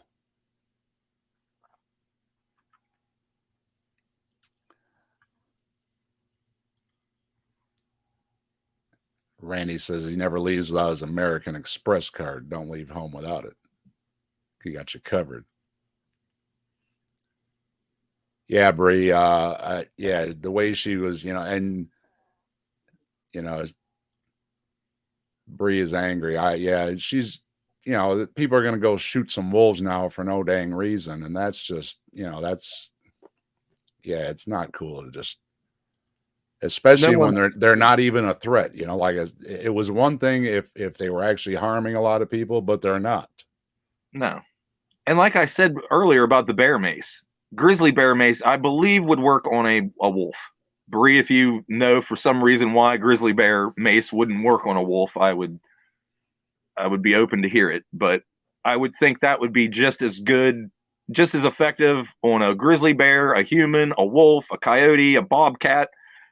I would think damn near anything would be repelled by that type of thing. Yeah, and Randy says on the brighter side, the wolf population has recovered well after reintroduction near Yellowstone. So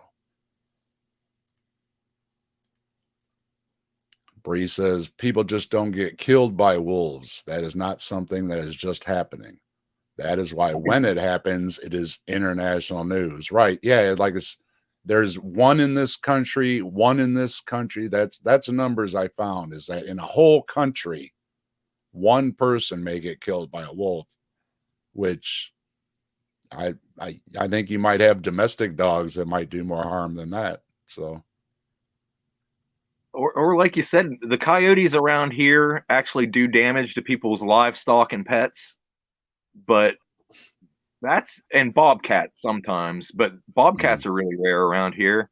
And I've seen two mountain lions, or it might have been the same one for all I know, but they're very, very rare around here.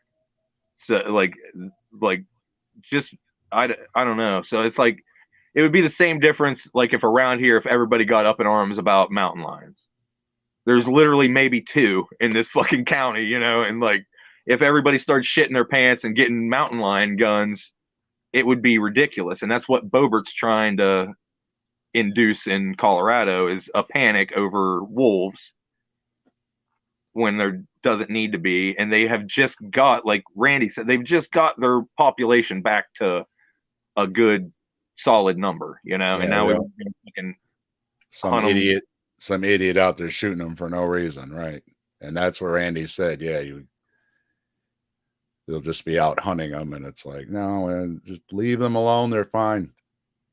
They're doing a job. Let them do their fucking job.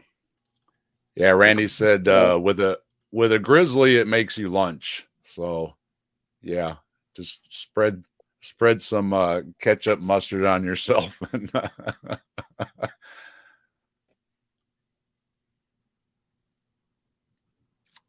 Pragmatic said, yeah, it's a type of mace. We're talking about the bear mace, but yeah, bear mace is some good stuff. And nowadays, there used to be a lot of problems, but in a lot of places now you can carry it. I know in Ohio you can carry it. So check with your local rules, but a lot of places are allowing you to carry mace a lot more than they used to.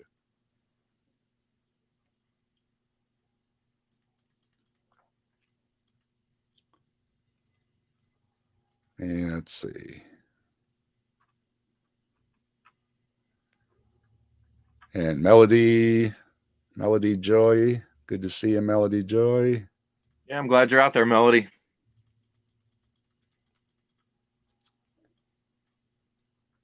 B.S. Lewis. What's up, BS? SJ's in the chat. Good to see you, SJ. Thanks for stopping by. Yeah, I'm glad we got a good chat going out there. And we got Slew Suffer. I know that guy. Slew Suffer. Is that Yeah. right? Slew Suffer. That's my brother. Oh, that's your brother. All right, good deal. Paul sold the cult to the pagans. Yep.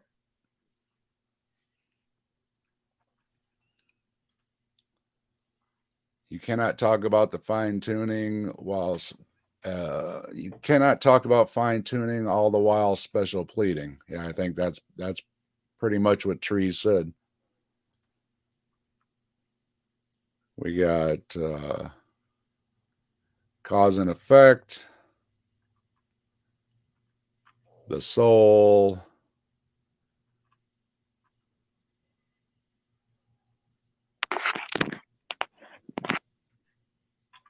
Yeah, let's see.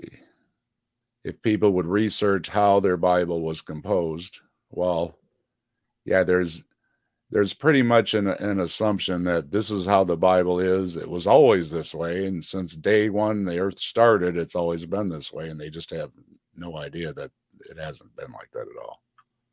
And a lot of times they are relying on their pastor to read it to them. A lot of them have no, because I've talked to Christians and I'll be like, well, what about in Hosea where it says to smash the babies' heads on the rocks? It doesn't say that. And I will show them where it says it, and they are literally shocked because they've never read their Bible. They've always had a person of authority tell them. They get told the Bible. They don't read it and comprehend it. The AR says he's late, but he's here. Hello. How you doing, AR? Good to see you. All right. I think I covered pretty much it. Everybody's questions and whatnot. So let's touch on a few more of these here, and then we'll wrap things up because we don't want to go too long. Let's see what are some of the good. We'll just kind of roll through here and touch on some of the good ones real quick, and you can we'll do a rapid fire. How's that? All right. All right. You can't disprove God. That's what, like, you can't disprove or you can't prove a negative, right? Like that's what that goes into. You can't disprove Bigfoot either. All hail Bigfoot. That's right. You see him watching right there, right? Oh, I do now. I do have a Bigfoot. Yes, I do. Where does life come from? I would say the simple answer would be other life, but then you would have to get to the abiogenesis event, right? Isn't that what it's called? Yes. So that's where we kind of stop with our knowledge, right? You know, we don't really know what was before space and time because there was no way to detect it. So, well, you totally ruined the next one. What was before the Big Bang? The simple answer is I don't know. You know, and like a lot of times I think that's an uncomfortable spot for people with saying I don't know. And that leads right into the next one. Science doesn't know everything. I don't know that science ever claimed to know everything, or, you know, that I suppose scientists ever claimed to know everything. But like, that's kind of the point of science, is to learn what's going on, and science changes with the information and the data that it receives. And it doesn't really, basically science just mirrors the data to you in a way that you can digest it, right? Like science doesn't have an agenda. Like they try to act like, oh, like there's some kind of big science out there that's got an agenda to try to make you believe things that aren't godly or whatever the fuck. It's just like, no, science is just reporting what is there. And if you want to spin it into your Jesus made it happen that way, then you can, I suppose, but there's no data to that. You have to add magic to get there. but we got the data, we've got that, and if it doesn't cover something, well, they're trying. I say we, I'm not a fucking scientist. Like, I don't know what the fuck. But, you know, and that's another thing. Like, I think, I guess you could, I don't know how to phrase it, but like, I would defer to the experts in the field. And they can try to pitch their slippery slope argument that, well, you know, they're just reading out of a book and we're just reading out of a book. And how do you know that the science, and like, I would just say, because science is demonstrable. If it's a working scientific theory, there are experiments that you can do to get to where they are currently at. And that's the next one then, is it says so in my book and it says so in your book. What's the difference between their book and a science book? I would say evidence. Science is testable and has evidence. And they say, see, this is where I kind of get worried about my wording, is because they think they have evidence. And I just say that what they're calling evidence isn't, by definition, just isn't evidence.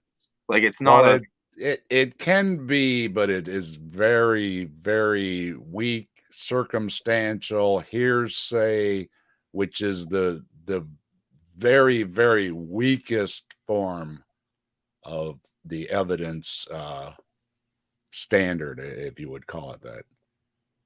And it's so sloppy, though. You know what I mean? Like, science is, like I said, for one, the repeatability of science is what makes it sound. You know, it's not just that Jay Bundy is doing an experiment and I'm saying that it's true because Jay Bundy is doing it. I'm saying it's true because it's repeatable, because we can look at Jay's body of work, and if we have all the stuff to do it in the lab setting and everything, we can do it and we can repeat it. We can do it, right? Yeah, and that's where their shit falls through. We can't. But then that goes to the next one, though, as we're talking about it. But it's only a theory. That's where they switch definitions. That's where they switch the colloquial definition of theory and the scientific definition of theory, where the colloquial definition is basically, I got a wild ass theory that aliens abducted me one night and I wasn't just really drunk and passed out in a cornfield. They dropped me off there. And where is that corn cob anyway? Yeah. That Budweiser makes my ass sore. but you know what I'm saying? Like, they're saying that's a wild conspiracy theory that aliens abducted me and did this shit. Or there's probably evidence, a trail of beer cans and some other shit pointing to something else. But that's not the kind of theory that science is talking about. You know, right. Science, a scientific theory, and see, I'm not a scientist, so I can only say my understanding of what a scientific theory is. But the important thing about a scientific theory is it will change if you can show the evidence. If you can conduct the experiment and show the evidence to the contrary of what Jay Bundy's doing in a controlled environment like he's doing, you can show your experiment doing a thing that his isn't, or whatever the case may be. And I don't want to speak for Jay either. I'm just using as a scientist as an example. Hey, but we all love Jay, and Jay don't mind getting a shout out, right, Jay? I would imagine Jay's always good with a shout out. We love Jay. But if he was provided some evidence in his lab setting, Jay's going to look at that and be like, oh shit, yeah, you know, this is, you've got something going on here. We got to keep repeating this and getting the results and making sure. And you know what I mean? Like, I don't see scientists they don't get dogmatic over it. If you've got better evidence, they want to see it. In their field, they would be excited to see some new shit. You know, like, I would imagine that would be some of the coolest shit ever. You know, if you've been studying this shit for years and all of a sudden somebody walks up with some absolutely new results to test that you've been running, you'd be like, what? You might be skeptical and kind of leery at first, but if you can then take it and repeat it in your lab, well, fuck, now we got something. Then Now you we got something then you got a J Bundy law. right. Or a theory at least. And you're immortalized. Yeah, or And a theory. Yep. Scientific theory is one of the highest levels of a thing you can have. It's not just some wild ass theory. You have put in the work, you have got testable results, and it's not like how they like to say that basically it's just a guess, that you're just stringing some shit together and making a wild guess. Let's see, where was I? Okay. Most people believe in a God.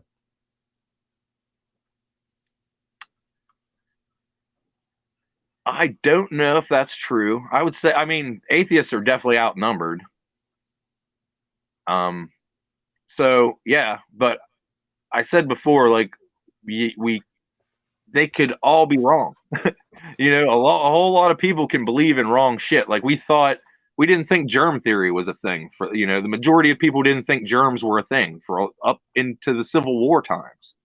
They were sawing people's legs off and had, that's where the term like bite the bullet came from. They'd wrap a lead ball in a piece of leather and put it in your mouth, and you'd bite down on that motherfucker while they sawed your leg off with a rusty, bloody thing that they sawed 50 other legs off with that day. And the doctors sported those blood stains on their tools as though they have done work. They wouldn't wipe it off. They wanted you to know, I've done this before, son. Don't worry. I got you, And like that was the thinking. Not that I should have a shiny, sterilized tool every time that I do a thing. No, they wanted you to know that they were experienced, and all their shit was all bloody and gory because they've been doing this. Yeah, they got time working in the ditch. That was a problem. They had a big infection problem. A lot of those guys, they would have survived their injury if not for the infection. If they would have just boiled water and put their tools in the boiling water, holy fuck, they would have probably saved thousands of lives, if they'd have just done that. Not alone, let alone being literally careful about what was going on and treating all the area. And I mean, you can go on and on, but like that was the majority of the world at that point thinking something that was total horseshit, that we later, with science and information and data and testable experiments, showed that, oh fuck, we should not be doing that. We should be doing it this way. So why is there something rather than nothing? Short answer, I don't know. And that might be my only answer. See, that's probably my only. I don't know. It's my answer would be, if you could define nothing, it would be something. So it becomes incoherent. Right. I don't believe in the idea of nothing, as far as literally no things, like absolutely no things. Like I don't even know what that would look like. I don't know, you know what I mean? Like that's just a incoherent statement all in its own. Like you could probably spend 2 hours on on another stream talking about nothing, and that may be the worst one then, huh? We might have to bump that up there. That might be one of the worst arguments. It's got to be right up there with the look at the trees, because like, I mean, it just doesn't make any sense. Like you said, yeah, the more you pick it apart, it just doesn't make any sense at all. Honestly, I usually take it on their terms and try to answer it like I did, like just I don't know. But whenever you actually said that, I mean, I've thought the thought before, but that definitely fired it right back up in my brain. Like, oh yeah, we don't even have a fucking nothing. We've never had a nothing to say, because we wouldn't be here. If there was nothing, we couldn't be here to see the nothing. So it's a fucking conundrum. You can't do it. Let's see what's next. Jesus resurrected. or other miracles prove God? I would use Hitchens' razor and say, no, he didn't. You can assert it without evidence. I can deny it without evidence. Irreducible complexity. I don't believe that exists. It seems thus far as we know, the more powerful microscopes that we get, the more shit we find, as far as like particles and then when you collide them in a fucking large hadron collider, and we find little quarks and gluons and all these other fucking things that I don't know shit about. Like, And I we're don't not know. we're not pretending here, folks. We're not trying. I told Trees before we started and had this chat and everything that this is not a highbrow intellectual discussion. If you want that, there are people that do that, and go listen to them by all means. This is just us talking about what we get, because eventually it has to be what the masses understand things as, because we're not all going to be these experts that have the big fancy arguments, that have the big fancy definitions and have it all memorized, and they debate it and argue it and write about it decade after decade after decade. All we are doing is what we get from what they have all said about it, and that's what Trees and I are saying is just what we take from it, and that's eventually that's what it has to trickle down to, is what most people are understanding it as. Yeah, I mean, I don't know exactly my intellectual capacities as far as what I can grasp. I don't know my full boundaries and my limits to that, but I know they're there. There's going to be things that you're going to explain to me and my eyes are just going to glaze over, and I'm going to try to get it. I'm going to try my best, and I might just not get it. But well, I mean, like I said, a lot of times I will just defer to science because, as far as I know, these are the experts in the field. They say this is the case. I'm going with the experts in the field 100 times out of 100 because I'm not an expert in the field. And, So like and that. amongst experts in the fields, that doesn't make them experts in other fields, which really isn't Right. an argument for God. It's kind of a fallacy or a straw man or something, but that doesn't apply either. Just because somebody is a great, well-established and accomplished scientist doesn't mean they know jack about another field. Just always I keep mean, that in mind, because that's a tactic that's often used.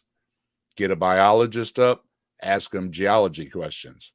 Get a geologist up, ask them biology questions. well, you see it in the Watch for conspiracy. that. You see it in conspiracy, like TV shows and like Ancient Aliens and bullshit like that. They'll get somebody. Oh, this is evolutionary biologist, so and so, so and so, and they can tell you that this aircraft could have not been created anywhere other than Jupiter. And it's just like, how is that guy an expert in what the fuck can be created on Jupiter? Like, and you can't. You run into that place whenever you get into that type of shit. You can't know anything if you don't believe in God. I don't even know what the fuck that means right off the top of my head. It's another goofy one. It's Right. It's another, because if you dig into it enough, because I don't think a God is a thing. So if I can't know anything, it would just, I don't know. I know that I know things. So I don't believe in a God, and I know that I know things. So I don't know where that leaves us. You just want to deny God so you can sin. I mean, first off, I don't believe sin's a thing. So they'd have Well, to let's call it misbehaving. You just want to be able to not follow any rules. You can just rob and steal and pillage and do whatever you like. And how much of that do you do? exactly as much as I want to, which is none. I mean, it kind of goes back to your moral, uh, our little, we were talking about morals there earlier.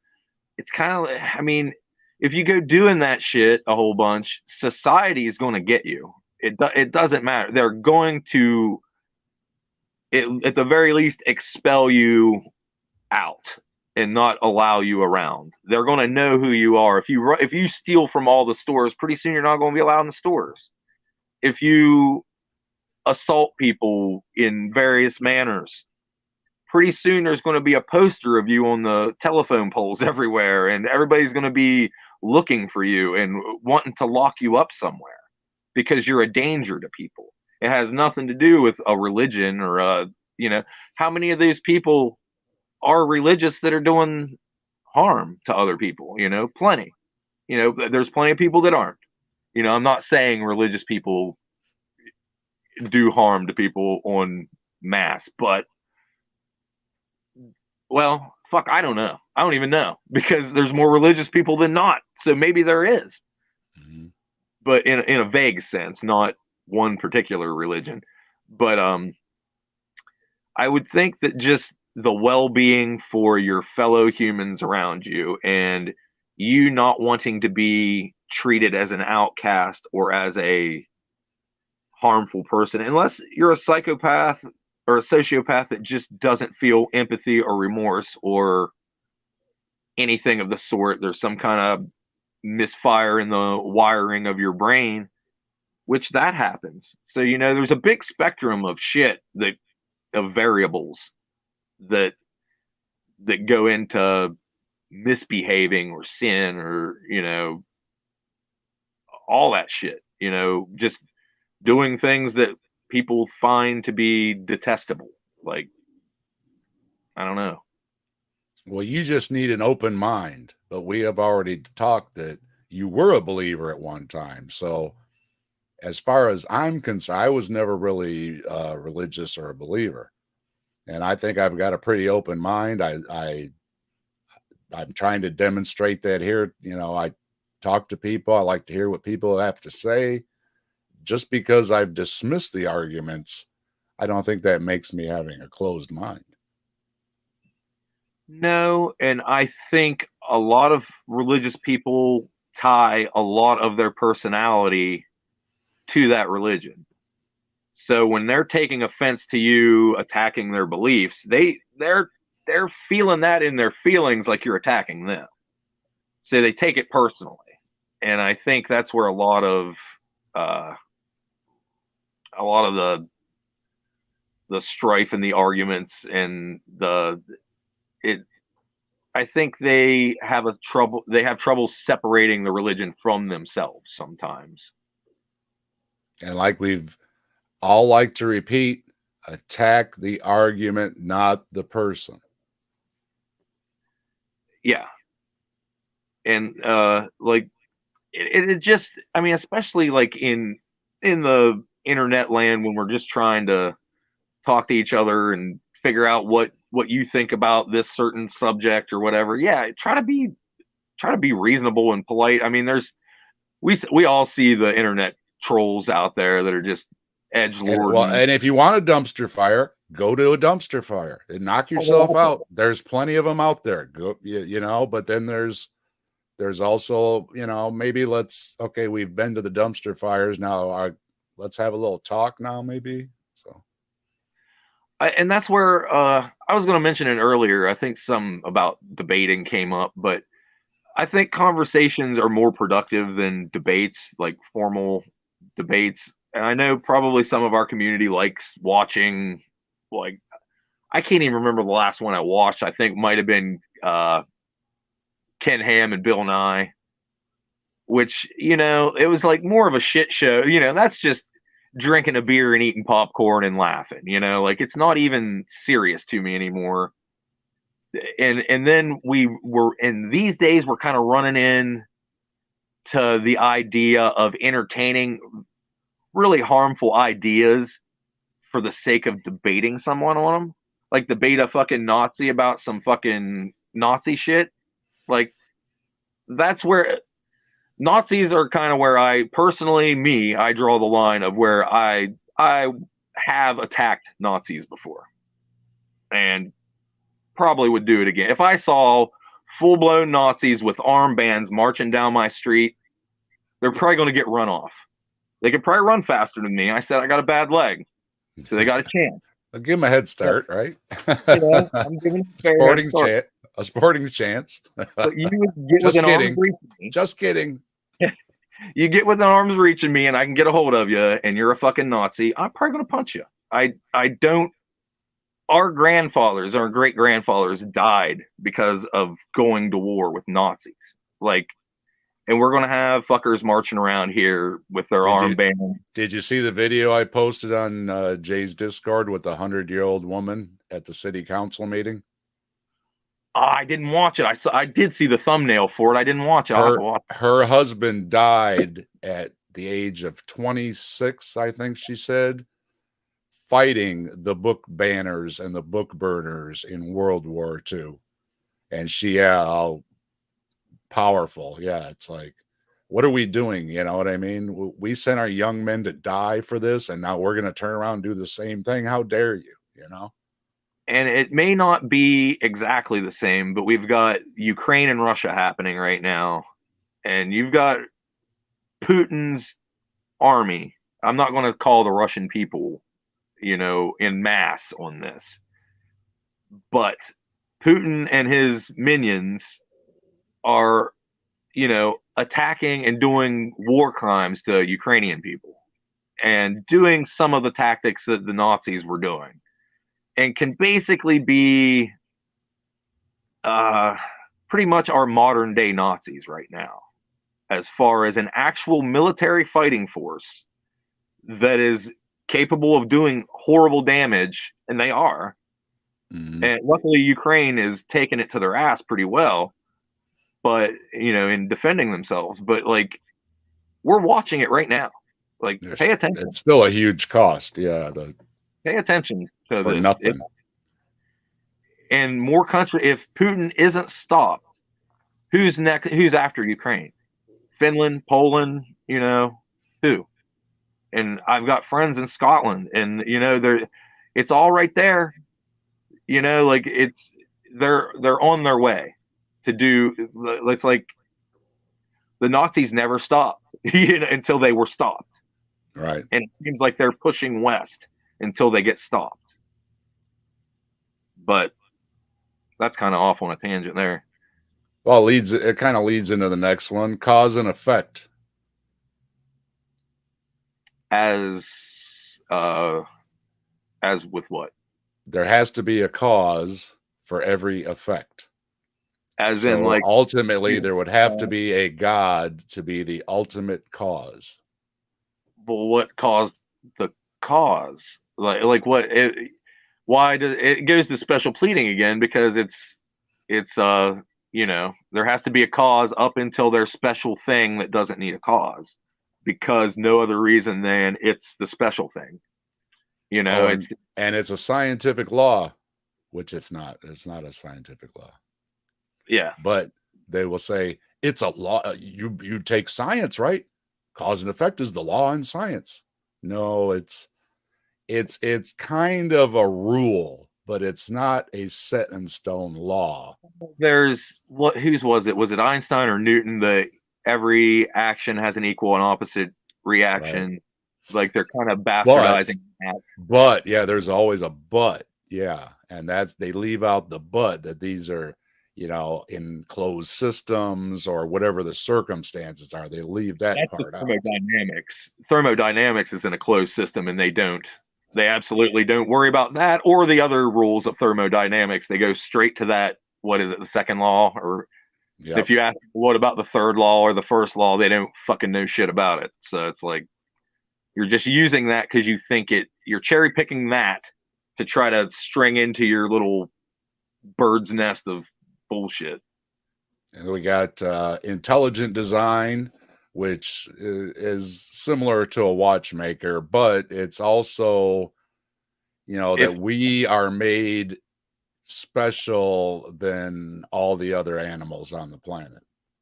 I mean, if you expand intelligent design out to the other animals, there are more examples. Like I forget what the one is with the giraffe. There's a nerve, like The laryngeal nerve. I think so. That back It in the goes day before the all the way up and all the crazy way. long neck, they had the nerve, and then it looped around something and under their stomach and back up and all this crazy shit. And it's like, oh well, back in the day they weren't that type of animal. They were these other. When you were a fish, it was all right there. When you're in other animals, yeah. Why did the nerve have to go 14 feet long? Because it's emergent. Have you read Your Inner Fish? The book? No. Oh, by Neil Shubin. If you get a chance, read Your Inner Fish or listen to it on audio or whatever. I'll put it on my list. I've got a couple of more books here. I told my wife I wouldn't buy any more until I finish reading the couple I haven't read yet. So it's really good. It's all about evolution, and they made a prediction with evolution. They predicted that Tiktaalik, an intermediary species, I believe, and in between of a creature that would have had a wrist bone that would have like evolved out of what's I think an ear bone now or some shit. And they predicted the lair that it would be in and the place it should be in, and they went to that place and found it without ever knowing it existed. They went there and they found this in between species. So when they say there's no transitional forms, that is one right there that you can say with confidence. Tiktaalik is one of those ones. But we're all transitional forms. You know, like it's all transitioning. Evolution has not stopped. You have to ask the line, where exactly are we not an animal or a primate or a vertebrate or whatever? And then, yeah, you're not going to get an answer. Have you seen the arguments of them lining up the skulls from like monkey to ape with, and that they're pretty much even on, well, we think these ones are all human over here and these ones are monkeys over here. Well, no, these two on the end, those are humans. And then, it's like none of them can agree whenever you get the Christian scientists to get in there to, you get the Ken Hams or the Ken Hovens in there to battle. They can't agree. And that's, from, they'll claim they have all kind of science and models and theories and this. No, they don't. You guys can't even agree with each other's stuff because you're making it all up and you can't keep track of your stories when you're making it up. They've started at the goal and are just trying to compile evidence and say it with such confidence and repeat it so many times, they think that will make it true at some point. But it, like you were saying earlier, it doesn't matter how many people believe the thing, that doesn't make it true. Everybody can be wrong. Mm-hmm. Pascal's wager. If you don't know, it's better to believe just in case.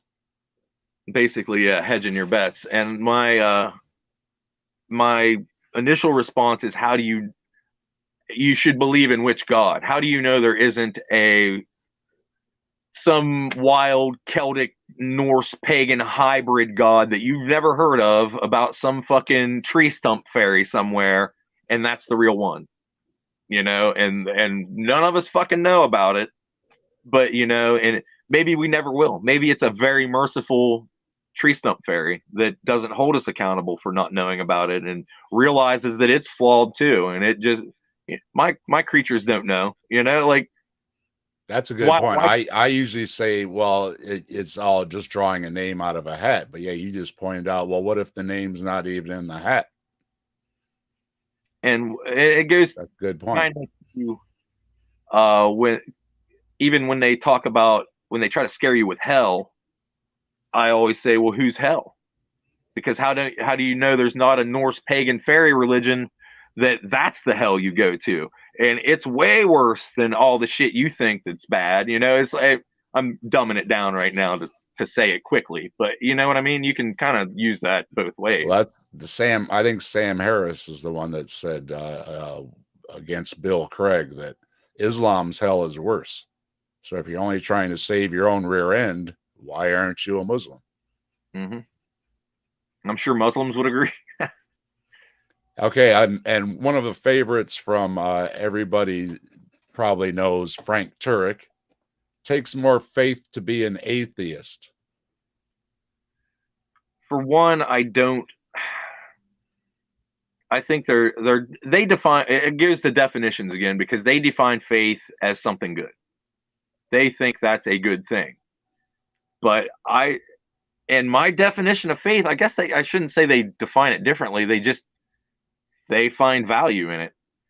When I say faith is using your lack of evidence as evidence, and I can't remember, I'm stealing that from someone. I think maybe Dan Barker, maybe Dawkins. I don't know who the fuck. When I had Jim Hall on, he wrote a couple books, right?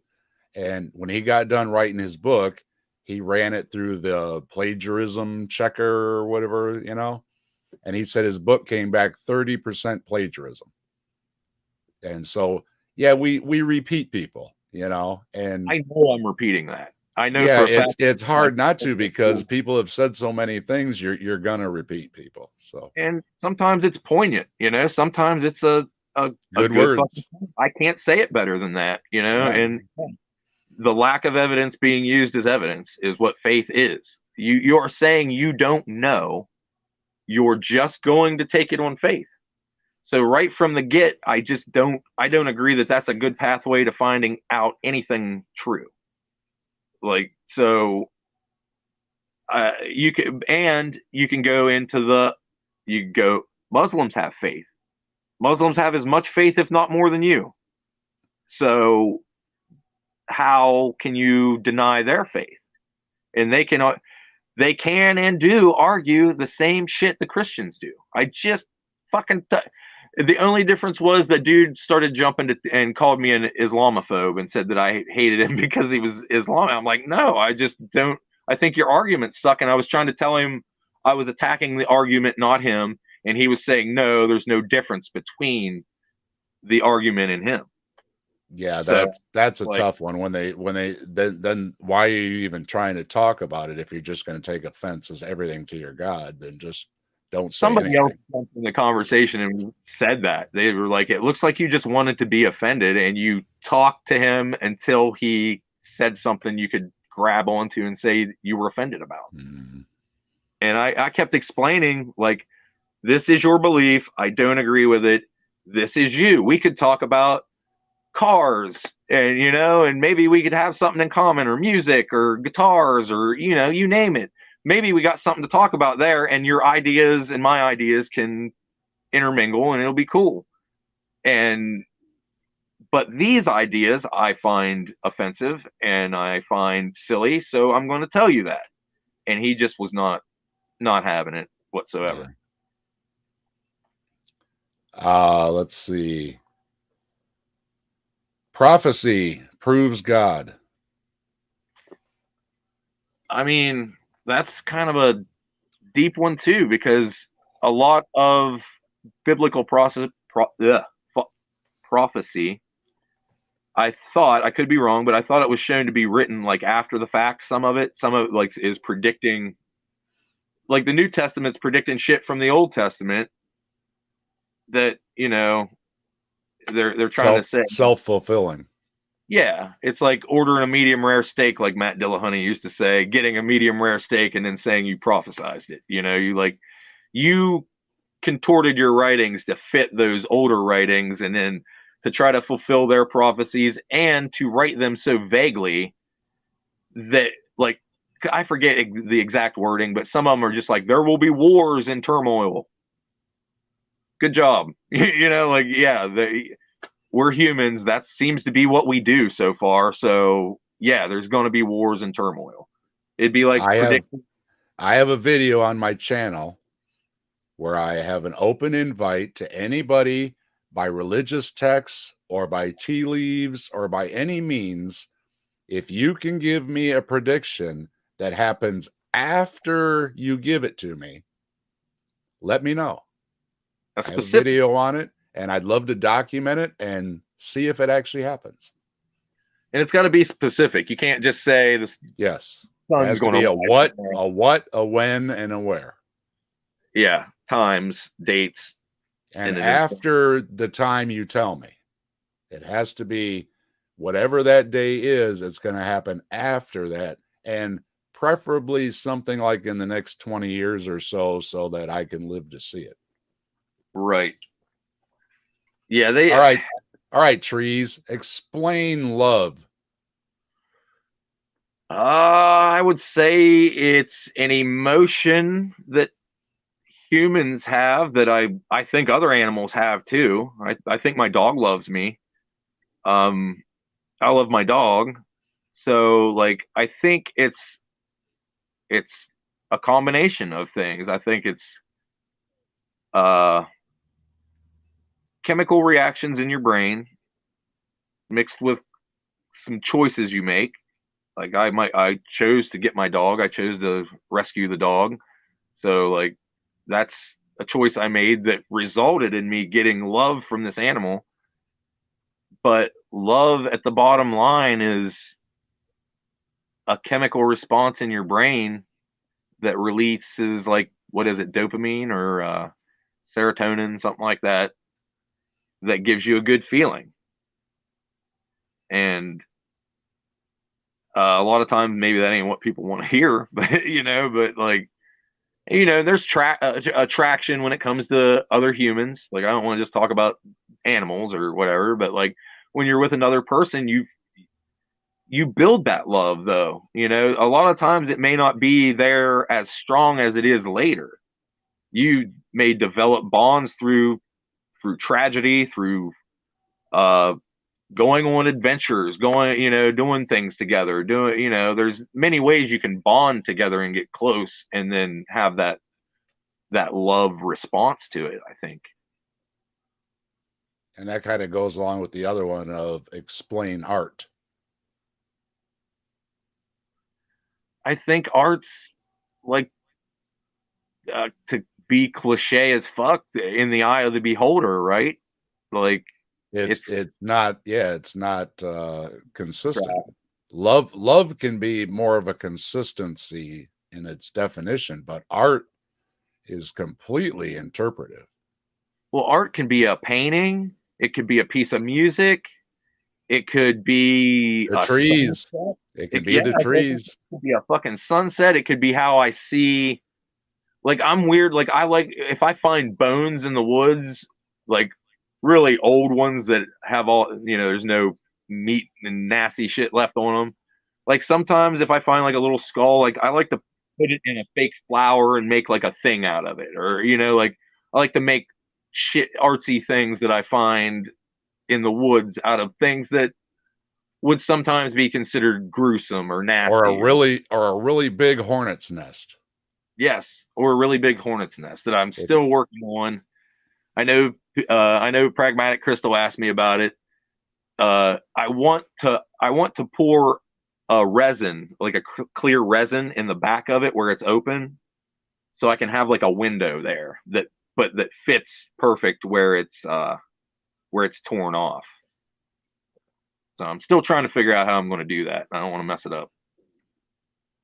Yeah, one thing I learned about when they were doing the resin with the models is that you have to be careful about the mix, because if it generates too much heat,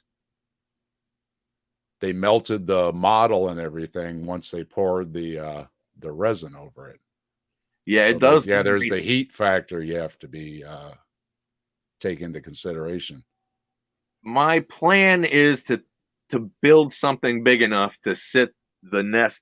I want to get like a big silicone tray that's flexible that I can just sit that nest. I can pour the resin in there and then sit the nest into the back of it.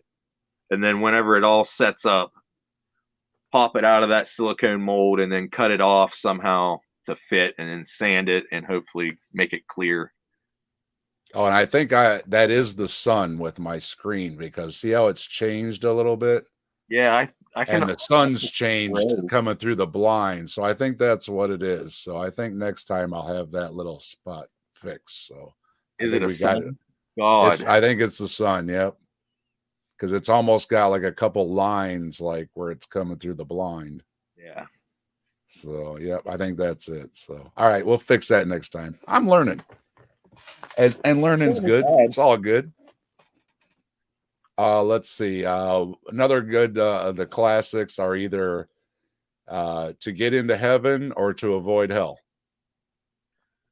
I think that's kind of Carrot in the stick. I mean, that's kind of what they're both doing simultaneously. They're trying to avoid the bad place and get to the good place. Like it's that's where I actually talked to one of my childhood friends, became a pastor, and I talked to him, told him he knew I'm an atheist and shit, and I said, well, who's the better person if I do all the good shit and I don't believe there's a reward or a punishment? I'm just doing good things to do good things. How is it better if a Christian's doing it to avoid hell and to try to get into this good place where they think they're going to magically get to see their dead relatives, and they're going to, unless you really read like into their Bible what it says, because it says they're just going to worship God all the time, and that sounds horrific to me. You know what I mean? Like that sounds like the worst shit ever. Like you've been doing it all this time up until now to get there, and then that's what you're going to do when you're there. Like, sounds like shit. Sounds like shit deal. I just saw Matt Dillahunty where he said he would love to be able to spend eternity playing cards with his grandma. And it warmed my heart. I was like, yeah, those were good times. Just playing cards with grandma. You know what I mean? What a great, that was a nice thought, a nice memory and everything. And it's like, yeah, but that's not what the book says you're going to be doing. But you know what? I even think at a certain point you would get sick of fucking playing cards with grandma. Yeah, but at least that would be something to get sick of, though, wouldn't it? It would be a damn fine thing to get sick of, because I got a grandma that's pretty bad too. But it's way better. It's way better than anything their book comes up with. Yep. It's eternal bootlicking, basically, of this authoritarian dictator god. And I think that's where you see a lot of it in our politics, how the far right are just, they love that authoritarian shit. They love licking the boots. And, well, I think I'm down to the end of the list. You busted through them pretty good there. Of course, there are the classics I wanted to mention. And like Trees and I talked about this beforehand, that a lot of these arguments are similar. A lot of them are the watchmaker or the god of the gaps, but we wanted to kind of, just roll through them. And I wanted to get Trees' opinion on what he thinks of them, because I know what I think about them. So I want to hear what somebody else has to say about them. So the big ones I want to just mention before we wrap things up is the ontological argument. That is, there has to be a necessary being, or there would be nothing. But I think we've already covered that nothing doesn't make any sense, because if you could define nothing, it would be something. So the necessary being of something doesn't seem to be needed, because nothing would be incoherent. Right? Is that how you look at it? I do. And then even the necessary being thing is just, it seems like this primitive urge to have somebody to look up to give your problems to. You know what I mean? It's just this, I don't know where to blame it all on, but it gets weird and very childish at a certain level of, like, you're looking up as like you did when you're a baby. You reached up for mommy, you reached up for daddy to pick you up. If you hurt yourself, you ran to them. It's that instinct that you have to do to a parent figure, but you're doing it when you're an adult to something that's not there, and you're kind of self-soothing yourself at that point, but you're really contributing it to this magic character. instead of just saying I'm self-soothing or like owning it. Then we go the teleological argument, which is what we covered in numerous instances, is the design argument. You find a watch, it looks designed, but there's a difference between we can trace back the designer, where when you make a supernatural claim, there's no way to trace back the designer. I mean, when you make a supernatural claim, supernatural has never been proven. You know what I mean? So it's just like I don't even know where to go once it veers off into the supernature realm. Like I don't even know where to go with it, because it's like, and like it gets me also, like when atheists believe in stuff like ghosts and shit. Like it's like, and I know atheists that do, and it's like I don't understand, how you believe that unprovable thing of a person dying and there being something in them that, there's a magic ghost that runs the meat robot or whatever the fuck. Like I just don't get it. How you But you separate that from when the Christians do it and you call it crazy when they do it and think that Jesus resurrected or whatever. Right. But you're going to say that there's disembodied things roaming around that could very well do it. That would be kind of a resurrection, right? Like that equally applies to one religion making fun of another religion for what they believe in, and those are some pretty big britches you got to say something like that. I mean, that's for every bit of insult that you feel when somebody says it to you, to turn around and say it to another religion. That just shows the lack of being able to put yourself in somebody else's shoes, which I know I lack that. I bit my tongue. I was searching for the word and I thought I had it, and then I decided, no, I'm not going to use that word, but I thought it.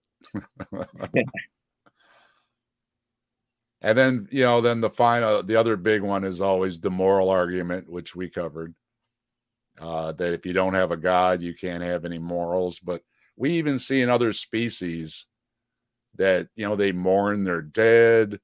I just saw the mother elephant that was freaking out because her baby elephant was stuck in a well and they were rescuing the baby elephant. And she was taking on the, what do you call the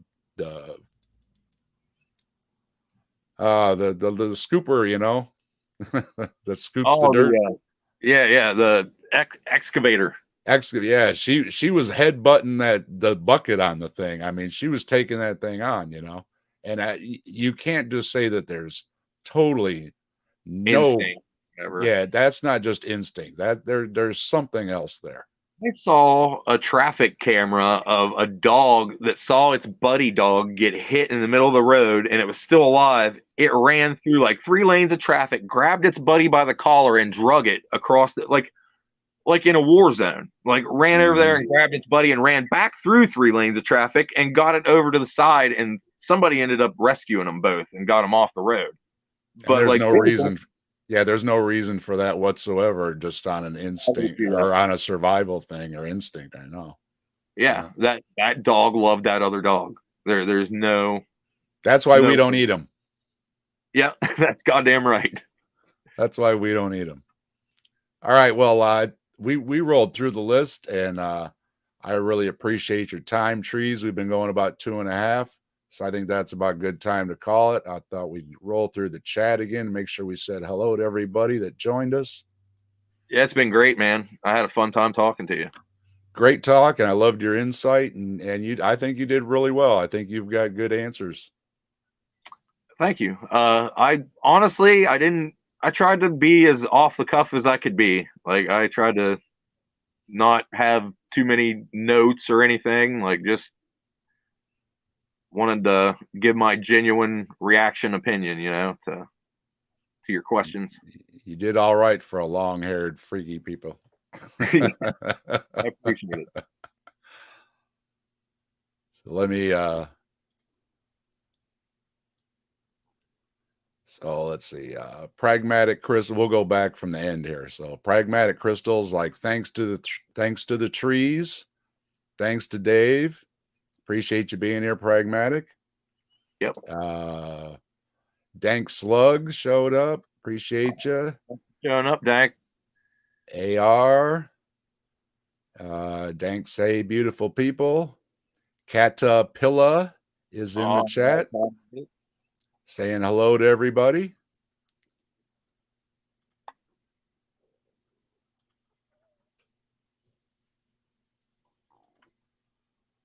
We got UC Love. Good to see you. Nice, UC. Good to see you. Says he hates the pre-sup. It is every time that it's just one of those arguments, you as soon as you hear it, you're like, oh no. It's just the sometimes like the look of confidence on their face too when they tell you that shit. Like they found the cheat code to life with this goofy argument. And that was another thing I didn't really hit on was like just the word games. Like they act like if they say the right words in the right order, that's all it's going to take for magic to happen. Like with prayer, with getting others to believe their ideas, like it's all just, I think a lot of the times it lacks a genuine conversation aspect, and it's all this game to try. How do I say the right words to get this guy into my flock or this whoever? But yeah. Yeah, we know Kata loves nature. Forest art for the win. We love our nature. Absolutely. If you didn't hear us earlier, we were talking. We love our nature, and I love my little nature spot in my backyard, and it's open for the season. I opened it up the other day. It still has the bird netting on it because we get the herons flying over, and my wife spotted a few. So for the next few weeks, there'll be netting on it because they will clean out your pond but quick. But yes. After that, it'll be all fully open and ready for the season. So. And yeah, AR. Lots of comments from AR. Appreciate you. Look at the bees. Oh, we forgot to mention look at the bees. And please care for the bees. We need the bees too. I saw a honeybee today. I'm glad to see honeybees anytime I see them. Let's see. You see love. Love what both of y'all do. We got a fan.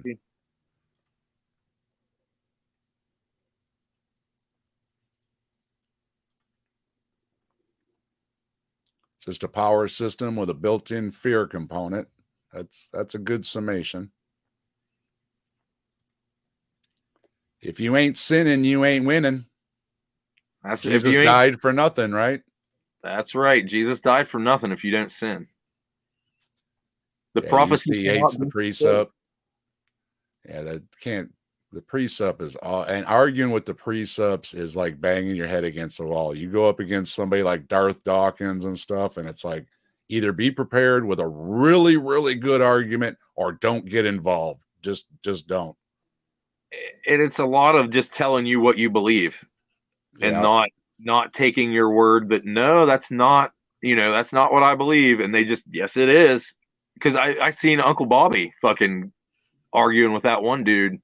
I can't remember the other guy's name, but Uncle Bobby straight up was like, are you telling me that I don't know how I feel about, he's just like, yeah, he's like straight up, I'm going to tell you your opinion on a subject. And I'm just like, gee, how the fuck do you even talk to somebody like that?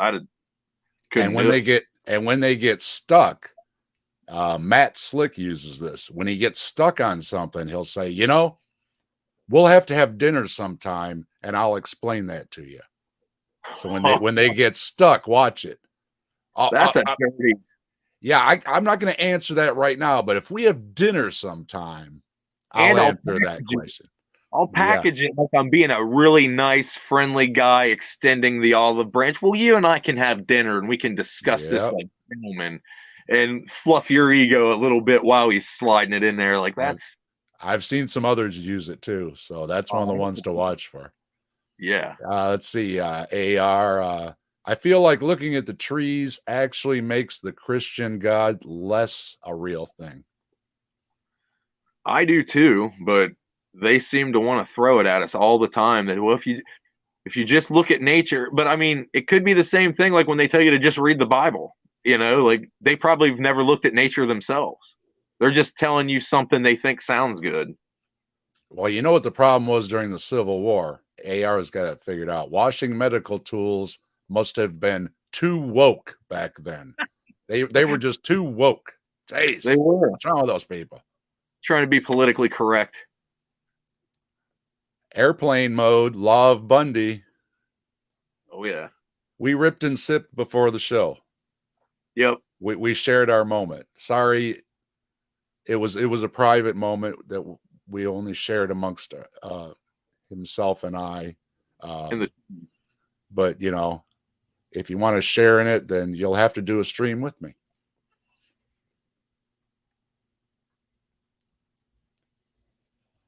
Let's see.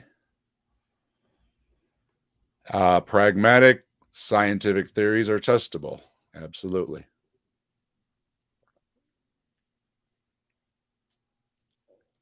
Here's a man after my own heart. Careful, the foot is always watching. All hail Bigfoot.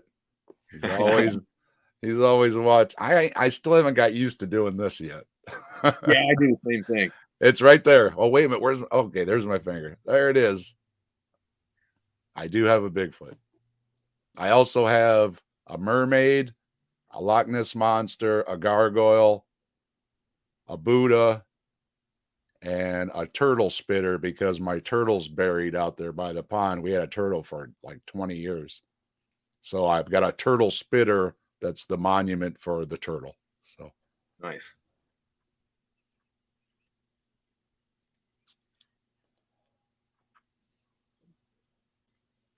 They carry it around everywhere, but never fully read it. I'm guessing that's the Bible or the Quran or whatever the text might happen to be.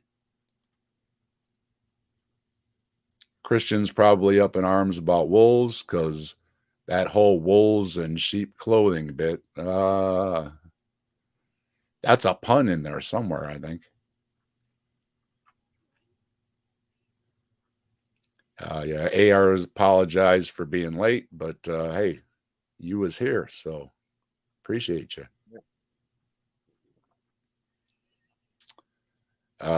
Pragmatic said, glad you're okay. I think he's talking about when you got injured there. So thank you. We're all glad you're still here with us. Otherwise, we wouldn't have had this great talk today. So right.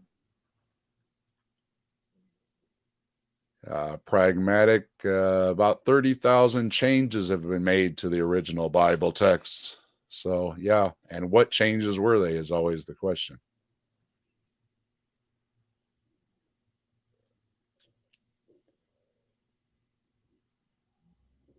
And I think we're back up to where we were before.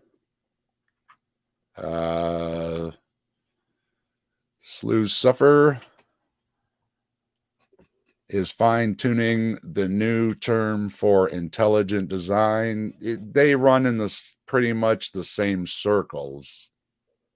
Yeah, the fine-tuning, they've been pitching that fine-tuning shit for a while because of they used to say the human eye. For some reason, as they sit there with glasses on their dumb face, they'll sit there and tell you the human eye is this magical perfection from God. And then what is it? Bacterial flagellum. Yeah. It looks like a little motor, and they were like, you can't take a piece out of it and it'll function properly. It's like, I don't know. It's all craziness, but we got Answers in Atheism in the chat. Hello, Mike. You might know him as Speed. Go check out Answers in Atheism too. Good stuff. I talked to him the other day. I think he had James Apperson on there. We all love James Apperson too. Check out James Apperson. And check out Look at the Trees. Again, his link will be in the description down below there. Good to see you, Mike. Appreciate you. And I think that's rolled through everybody. appreciate if I missed anybody, I'm sorry, but I think I covered everybody. I appreciate everybody here. Yeah, Yeah. lots of Hanging out. you know, saying hi to me and hi to Trees and thanking us, and you know, nice chat, those type of comments. So thank you very much. And I think we'll wrap it up, Trees. All So right. why don't you tell folks real quick what's going on in with your channel, what's to come, any news like that? Plug Yeah. away. There'll be more Pastor Blaster episodes, of course, and I should be getting a backdrop that looks like trees pretty soon. And as the springtime comes, I will be doing more mushroom identification videos because, like, honestly, that's what my channel kind of started out as doing, as a part of what I wanted to do, because it's one of my pastimes. I like hunting wild mushrooms. So there'll be videos for that and Pastor Blasters and outdoor videos of all sorts. So, and I wanted to do a rips and sips outside where I go out, I pack out my coffee and a French press and a cup, and I go start a primitive fire, and I do it all from scratch, make a cup of coffee on a fire, and then use that as rips and sips. Looking forward to that.